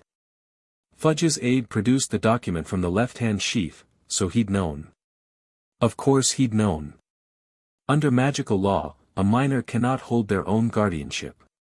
A qualified adult magical guardian must be designated. "Correct," Harry said. "Gringotts holds interim guardianship under the Covenant's provision for matters of magical heritage. This was established at the same time." He looked at Fudge steadily. "I believe you received formal notice of this 4 days ago." Fudge's jaw tightened fractionally. "The Ministry's position is that Gringotts does not constitute a qualified guardian under the current guardianship statutes." The current guardianship statutes, Harry said, were written in 1847. The Covenant is from 487. When they conflict, the Covenant takes precedence. We've established this. He kept his voice entirely neutral. Not combative, just factual. The same tone he'd been using for everything, because the tone that sounded like argument gave people a handle to hold on to, and facts stated plainly were considerably harder to argue with than facts delivered with visible frustration. "The Ministry," Fudge said, and his voice had picked up something. Harry recognized it as the sound of a man playing his planned card, "is prepared to suggest Professor Dumbledore as a suitable guardian. He is a qualified magical adult with a long history of involvement in Mr. Potter's welfare. He has the full support of—" "No," Harry said. The room was very quiet. Dumbledore, at the outer ring, he'd declined a seat at the table, which Harry had registered as the first genuinely gracious thing the old man had done in his presence without strategy in it, said nothing. His expression was impossible to read. "Professor Dumbledore and I have discussed this," Harry said. He looked at Fudge directly. "He agrees with my position. What you're proposing is a structure that puts ministry-aligned authority over my person and my decisions, which is the same thing as putting ministry authority over the Covenant proceedings, which is the same thing as what you tried with the oversight language in the press statement 2 weeks ago." He paused. "I understand why you want that. You want to be able to tell the Wisengamot that there's a responsible adult in the chain. I don't think you're trying to harm me. I think you're trying to manage a situation that feels unmanageable." He held the minister's gaze. "But Cornelius, the situation isn't unmanageable. It just requires managing differently than you're used to." Fudge looked at him. The room looked at Fudge. "The guardianship arrangement stands as filed," Rose said, from her place. Briskly, finally. "Makusa recognizes Gringotts' interim authority. France recognizes it," Beaumont said. "Volkov, Russia." The Confederation representatives looked at each other. O'Sullivan said, "Recognized." Vance said, Recognized. Fudge looked at his documentation. He looked at his aides. Then he looked at Harry with the expression Harry had last seen on the train platform at Paddington, the look of a man watching something much larger than him pass and deciding, finally, to step back from the tracks. "The Ministry," Fudge said, and his voice was quieter than it had been, the official quality dropping into something more human underneath, "reserves the right to review the arrangement in 12 months. "Of course," Harry said. "That's reasonable." Something in Fudge's face moved, not relief, but the preliminary state of something that might become relief once enough time passed to see how it settled. He nodded once and set his documentation flat on the table, and Harry thought, there. That's the moment. The point past which the landscape was different. There was a recess at noon. Harry walked through it to the side room that had been designated for his use, which was small and had water and biscuits and the particular quality of rooms designed for people to collect themselves in. He stood at the window, a real window in this room, looking out onto Diagon Alley's afternoon bustle, and watched witches and wizards go about their ordinary business below. A child was pulling her mother toward a broom shop. An old man was reading the Prophet on a bench with the focused disgruntlement of someone who has strong opinions about what he's reading. Two teenagers were arguing over a chocolate frog card with the absolute seriousness of people for whom this is the most important thing happening in the world. Harry watched them and thought, this is what it's for. Not the formal declaration. Not the goblin provisions or the covenant text or the level 7 room or any of the machinery he'd been operating for 2 weeks. This, the child and the broom shop and the argument over a card. The ordinary continuation of things. The world going about its business because someone had spent a very long time making sure there was a world to go about one's business in. He was still watching when Gringotts came in. The old goblin stood beside him at the window for a moment without speaking, which was one of the things Harry valued most about him. Gringotts' silences were never empty, never awkward, never performative. They were simply the space between things that mattered. "The afternoon session," Harry said. "Level 7. "Yes." Gringotts had been updated daily on the structural analysis. The warding had continued to fail at the rate he'd predicted. "The release protocol. I finished mapping it last night."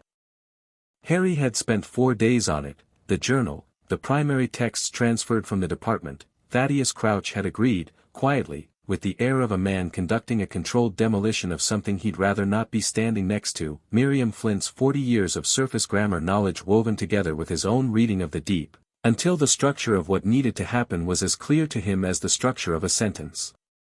"It'll need to happen tonight. The warding has maybe 3 more days and I'd rather do it on my terms." "What does it involve?" "The disk," Harry said. "The language before language, or the parts of it I can access. The release is essentially a return, taking the modifications off in the correct order and allowing the original anchor structure to dissolve naturally, since its original purpose no longer exists." He paused. "Arthur's been dead for 1400 years. The anchor was built for him. Without the original intent, once the modifications are removed, it should dissolve on its own. And Voldemort's connection to it? Harry had thought about this. He'd thought about it very carefully, in the specific way he thought about things that had consequences for people other than himself. When the anchor releases, whatever's left of him loses that tether. Which means, whatever form he's currently in, that form becomes genuinely impermanent. Not immediately destroyed. But without the structural anchor ensuring his survival, he's subject to the same finality as everything else. He looked at the alley below. It doesn't fix everything. It's not the end of anything, it's the beginning of the end being possible. And the danger to you? Harry had been expecting this question. The release will draw on me. Heavily. The deep grammar requires the speaker's intent and the speaker's energy in equal measure. He turned from the window and looked at Gringotts. I'm 8 years old and I carry the equivalent of 14 centuries of magical knowledge in my blood. I think I can handle a release protocol. Gringotts looked at him with those very black, very clear eyes. I did not say you couldn't. I said there was danger. The two things are not the same. Harry held his gaze. I know, he said quietly. I know the difference. He looked at the journal, which he'd carried with him through the recess. He knew the difference too, at the end. He knew the covenant was going to cost him. He did it anyway because the cost of not doing it was larger. He paused. That's the inheritance. Not the power. The math. Gringotts was quiet for a long moment. There is something I need to tell you, the old goblin said.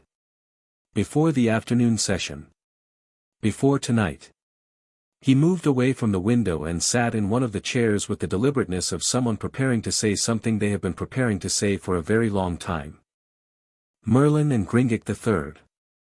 The meeting at the lake. The covenant. He folded his hands. The dream you told me about. You see it from Merlin's perspective. Yes. I see it from the other side. He paused.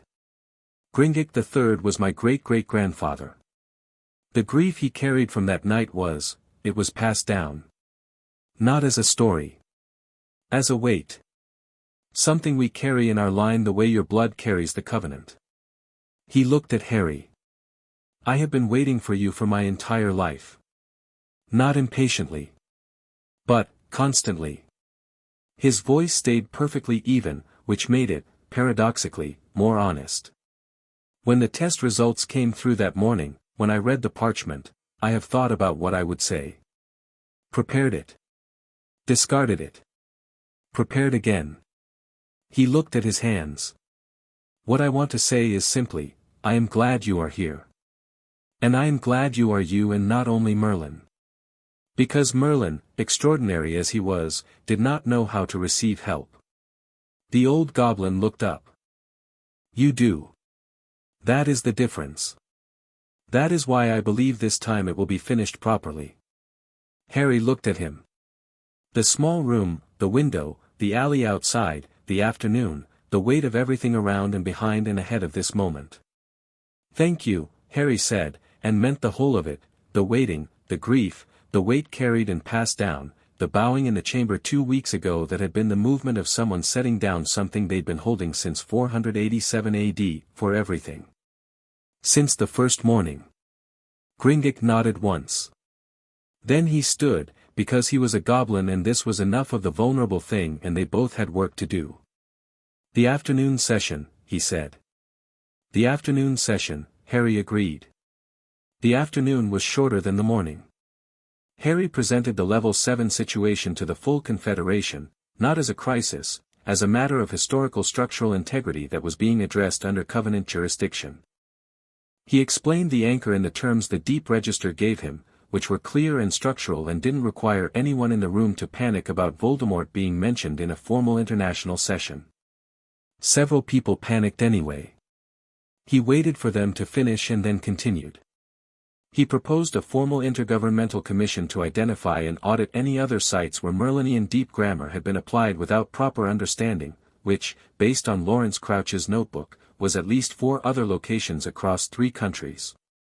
The notebook had been a revelation in the worst possible way, 40 years of careful, brilliant, completely unethical work, applied to magical architecture across Europe in ways that were, in isolation, subtle enough to miss and in aggregate, significant enough to be genuinely dangerous. The commission, Harry said, should be independent of any single ministry. Gringotts chairs it, with representation from each member nation. I'll consult when needed but I'm not running it, I'm 8, and I have other things to do. He looked around the table. The first audit needs to happen within 60 days. The commission can set its own timeline after that. The commission was agreed to within 20 minutes. Harry noted that things got agreed to faster in the afternoon when everyone had already spent the morning being confirmed that arguing with the Covenant was unproductive. The final item was the formal resolution, the document that would go into permanent Confederation record, that would be copied to every member nation's archive, that would be read, 100 years from now, by whoever was curious enough to look at what had happened in this hall on this day. Vance read the draft aloud. O'Sullivan moved approval. The vote was 18 member nations present, the formal roll was called, each nation's representative stating their position, and it went around the table and every single one said aye, and when it reached the goblin delegation, the eldest among the 8, not Gringotts, a woman called Riva who was older than anyone else in the room by what appeared to be at least a century and who had not spoken since arriving, said aye in a voice so quiet and so complete it landed like a stone in still water. And the ripple of it moved through the entire room. When it reached Fudge he paused, which was expected, and then said, which was not what Harry had been certain he'd say. Their eyes met across the table. Harry gave him a small nod. Fudge's chin moved, fractionally, acknowledgement. They were not going to be easy with each other. Probably ever. The minister's instincts and Harry's reality were going to produce friction for as long as Harry was in the world and Fudge was in his position, and that was simply a condition of things rather than a problem with a solution. But friction wasn't war. Friction was just, two things occupying the same space and having to work out how to do that without destroying each other. Harry could manage friction. He went to level 7 that night at midnight. Not alone, Gringotts was there, and Amara, and Dumbledore at Harry's request because Dumbledore's knowledge of the blood magic from 1981 was directly relevant to what would happen when the tether released. Thaddeus Crouch was there too, with 2 of his senior unspeakables, because he'd asked if he could be and Harry had said yes because excluding the department from their own building seemed both petty and counterproductive. The corridor was exactly as it had been, dim, old, smelling of deep storage. The door to 7B stood open. Crouch had left it open after the first visit, which Harry thought was right, the room had been closed long enough. The sphere sat on its shelf. The red light pulsed. Patient and terrible and very old. Harry stood in the doorway and looked at it for a moment. He had the compass disc. He had the journal, though he'd committed what he needed to memory because he wasn't going to be able to look up while doing this. He had the language before language, the parts of it that had surfaced in him over the last 10 days, rising like submerged things coming back to air, syllables and grammar and the deep structural sense of a language older than English, older than Latin, older than anything anyone in the room except Harry would recognize, because it predated the concept of recognition. Magic speaking to itself in the language it used before people decided it needed to be translated. When it releases, Harry said, to the room behind him, there will be a draw. Energy moving outward. Everyone stay back and stay still. Amara, you have the containment charm ready? Ready, she said. She'd spent 2 days working out the containment with Gringotts' structural team, a way of catching the released energy and dispersing it safely rather than letting it move freely, which was the difference between a tide going out and a wave coming in. Dumbledore, the blood working. The moment I say clear. Understood, Dumbledore said. Harry looked at Gringotts. Gringotts looked back with those 1400-year-old eyes. He nodded once. Harry walked into the room. The sphere's light shifted when he entered, not dramatically, more the way light shifts when something changes in the room around it, the red deepening slightly, the pulse quickening. He stood in front of it and he felt the anchor's structure in the air around it, felt it the way the disc felt it, directionally, with the deep grammar sense of where everything was and what it connected to and why. The modification layers first. Lawrence Crouch's work, built over Merlin's original, he could see the joins now, standing here, the places where the surface grammar had been applied without understanding what it was laid onto. He could see where the intent had been changed. Survival tether where there should have been nothing. Where the original function had already been complete, the anchor built for a purpose that was done, and which should have dissolved on its own centuries ago but had been interfered with, sustained, redirected. He began in the language before language. It was not words the way English was words, not sounds shaped to mean things. It was more like the thing that happened before meaning, the structural ground beneath meaning, the grammar of how anything came to be anything at all. When Harry spoke it, it came from somewhere deeper than his throat. It came from wherever the blood memory lived, wherever the covenant had planted itself 1400 years ago and waited. The first modification layer came off the anchor like bark from a log, not violent, clean. The sphere's red light shifted. The second layer, more complex, Crouch's finest and most careful work, took longer. Harry felt it resist, not with intelligence but with the passive resistance of a thing that had been in place for a long time and had forgotten it was temporary. He worked through it with patience he recognized, with the particular quality of patience that was not waiting but active, like water finding its way. He felt the draw beginning. The way the working pulled at him, not painfully, but substantially, like a tide he was part of. He kept his footing. He had anchor enough. The second layer fell. The sphere's light went from red to a deep amber and the pulse changed, faster now, agitated, the tether recognizing that something was being undone. Harry felt the connection that ran from the sphere outward, somewhere north and east, in a body that was barely a body anymore, something that had been Voldemort and was now barely that and would be less still when this was done. He felt the tether stretch. He did not follow it. That wasn't his work tonight. Third layer. The oldest modification, the one he'd estimated from the 1700s, someone before Lawrence Crouch who'd found the site and done something rougher, less technically precise, more brute force. This one resisted more because it was less skilled and therefore less clean. Harry worked around it methodically, the language before language finding the seams, pulling each piece back to where it needed to go.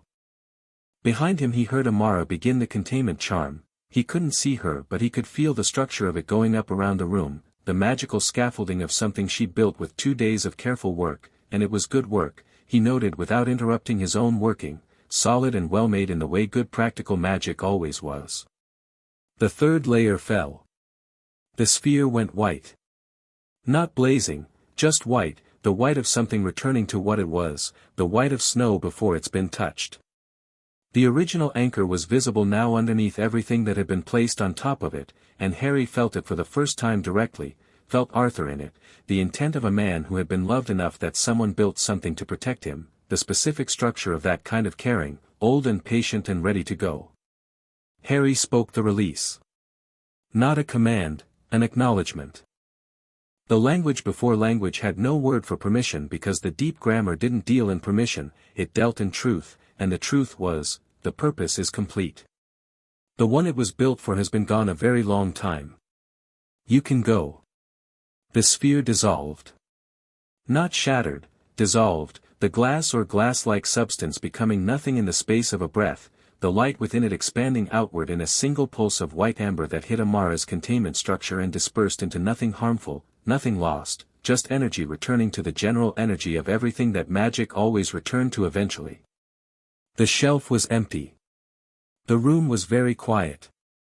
Harry stood in the center of it and felt the draw completing, the pull of the working settling back, the language going quiet inside him the way a bell goes quiet, the resonance still there but the active sound finished.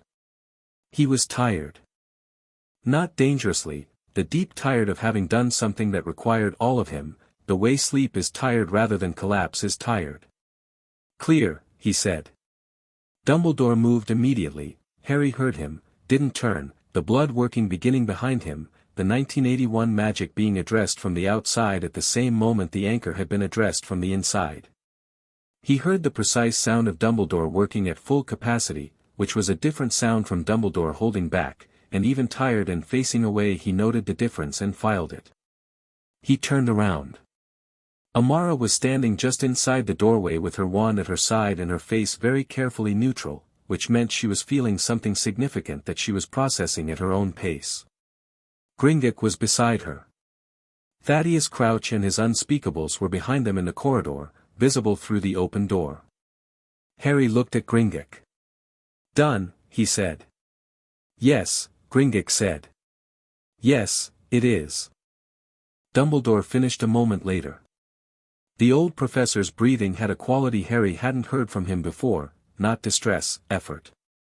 Genuine effort, the kind that cost something.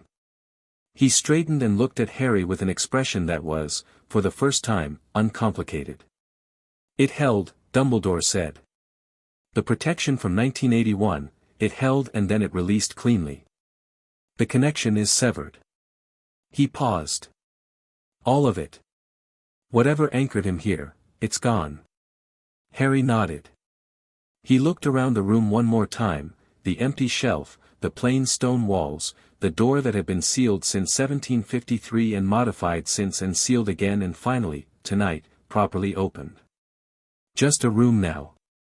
Cold and empty and finally, simply, a room. "We should go up," Harry said.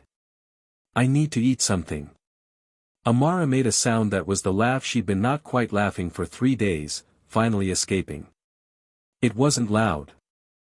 It was just real, and warm, and it moved through the cold room like the first thing in a very long time that belonged purely to the present. They came up from level 7 into the ministry atrium, which was empty at midnight except for the night security staff and the fountain of magical brethren doing its cheerful oblivious hierarchy in the artificial light. Harry walked past the fountain and stopped. He looked at it properly for the first time, the witch at the center, the wizard, the surrounding figures arranged in descending order of the sculptor's opinion of their worth. The goblin at the bottom, smaller than the others, hands up in a gesture that was supposed to be offering and looked, if you were being honest about it, more like supplication. He looked at it for a moment. Amara came to stand beside him. "You're thinking about breaking it," she said. "No," Harry said. "Breaking it would just mean an empty fountain." He thought about it. "I'm thinking about what should be there instead." He looked at the goblin figure at the bottom. "Something honest. About what magic actually is and who it belongs to." He paused. "That's a later problem. List of later problems is getting long." "Yes." He turned from the fountain. The atrium was vast and marble and very quiet, and above them London was doing what London always did, enormous and unknowing, and outside that the world was doing what it had always done, which was continuing regardless. He thought about Arthur by the lake saying you could stay. About Merlin saying the work isn't finished. About Gringotts III standing at the fire and witnessing the covenant that his descendants would carry for 1400 years. He thought about himself, just himself, Harry, 8 years old with hair that did 3 things at once and clothes that finally fit, standing in the ministry atrium at midnight having just unmade a structural anchor that had been distorting magical history for centuries. He thought about the world still needing mending. He thought about the convergence points, for remaining in Britain, 3 disrupted, and now an international commission to audit every site where the surface grammar had been applied without understanding. He thought about the library in Paris sealed since 1734, and the situation in Nevada that Roe had mentioned, and the primary texts that were now housed at Gringotts and needed to be properly catalogued and studied. He thought about Hogwarts, which he'd agreed to attend when the time came, and what it was going to look like when he sat down in the Great Hall for the first time, that specific moment, that specific room full of children and history and the long tale of an institution trying its best with incomplete information, the way all institutions always did. He thought about Miriam Flint in her cottage in Devon with her good days and not good days, who had spent 40 years on work that nobody had followed up on, who had said he would have liked you with the particular quality of someone passing a torch. He was going to go back there. He was going to go back regularly and bring the primary texts and work through what she remembered in whatever order the good days allowed. He thought about Amara, who had walked into a room 2 weeks ago not knowing what she was walking into and had immediately started taking notes and hadn't stopped. He thought about what she'd said in the corridor outside his room that first night, the me part, hold on to that, and how it was the most useful single thing anyone had said to him in the last 2 weeks, more useful than the covenant language and the goblin provisions and all the formal declarations combined. He looked at her now, beside him in the atrium, and she was already watching him with the slightly angled gaze and the notebook in her hand, and she said, "What?" "Nothing," he said. "Thank you. For all of it." She looked at him. Then she said, "You're going to be absolutely impossible when you're actually trained, you know that." "Probably," Harry said. "Good," she said. "The world needs more people who are impossible in the right direction." Dumbledore came to stand with them. Gringotts. The 4 of them in the empty atrium at midnight, and above them the building that housed the government of Wizarding Britain going about its permanent business of governing things, and behind them a level 7 room that was finally just a room, and ahead of them everything that the Covenant had opened up and everything that still needed finding and everything that was, in the proper sense of it, next. What do you need? Gringotts asked. The same question, in a way, as 2 weeks ago. What does the work need, what is required, what is the next right step? But the weight of it was different now. Not anticipatory. Active. Harry thought about it honestly. Sleep, he said. Proper sleep. Then breakfast. Then, the commission needs its first meeting scheduled, the convergence point in the north needs an assessment, and I want to go back to Miriam on Wednesday. He paused. And I want to write to Hogwarts. Not about enrolling, about the curriculum. There are things in the magical theory syllabus that need to change. He looked at Dumbledore. You said you'd help with access to restricted materials. I'll arrange it, Dumbledore said. Good. Harry put his hands in his pockets. He looked at the fountain one more time, the smiling witch, the goblin at the bottom, the sculptor's cheerful confident hierarchy, and he thought, later. That's a later problem. And there will be time for it. He was 8 years old. He had time. He was Harry Potter, who contained Merlin Ambrosius and the Covenant of 487 AD and a promise made by a lake to a king who was gone, and he was also just Harry, the boy from the cupboard under the stairs who read every book that came within reach and remembered everything and fixed broken things the way breathing worked, without thinking about it, because it was simply what he did. Both of those things. All of it. At once. He turned away from the fountain and walked toward the exit, and the others came with him, the goblin elder and the young unspeakable and the old professor, his unlikely and entirely sufficient company, and the atrium hummed around them as they left, and the fountain kept playing, and the ministry kept governing, and the world kept turning, and somewhere in the north a convergence point waited to be found, and somewhere in Paris a sealed library had been waiting since 1734, and somewhere. That was barely somewhere at all, something that had been Voldemort felt, for the first time in years, genuinely impermanent. The work was not finished. It never was. But the work was real, and the hands doing it were ready, and that, Harry had decided, was enough to begin with. The door to the street opened and London rushed in, cold air and dark sky and the enormous ordinary reality of the city at night, and Harry walked out into it without hesitating, the way you walk out into something you know is large and cold and full of things you haven't handled yet, and you go anyway, because the alternative is the cupboard, and you are done with small dark spaces. He was done with small dark spaces. He walked.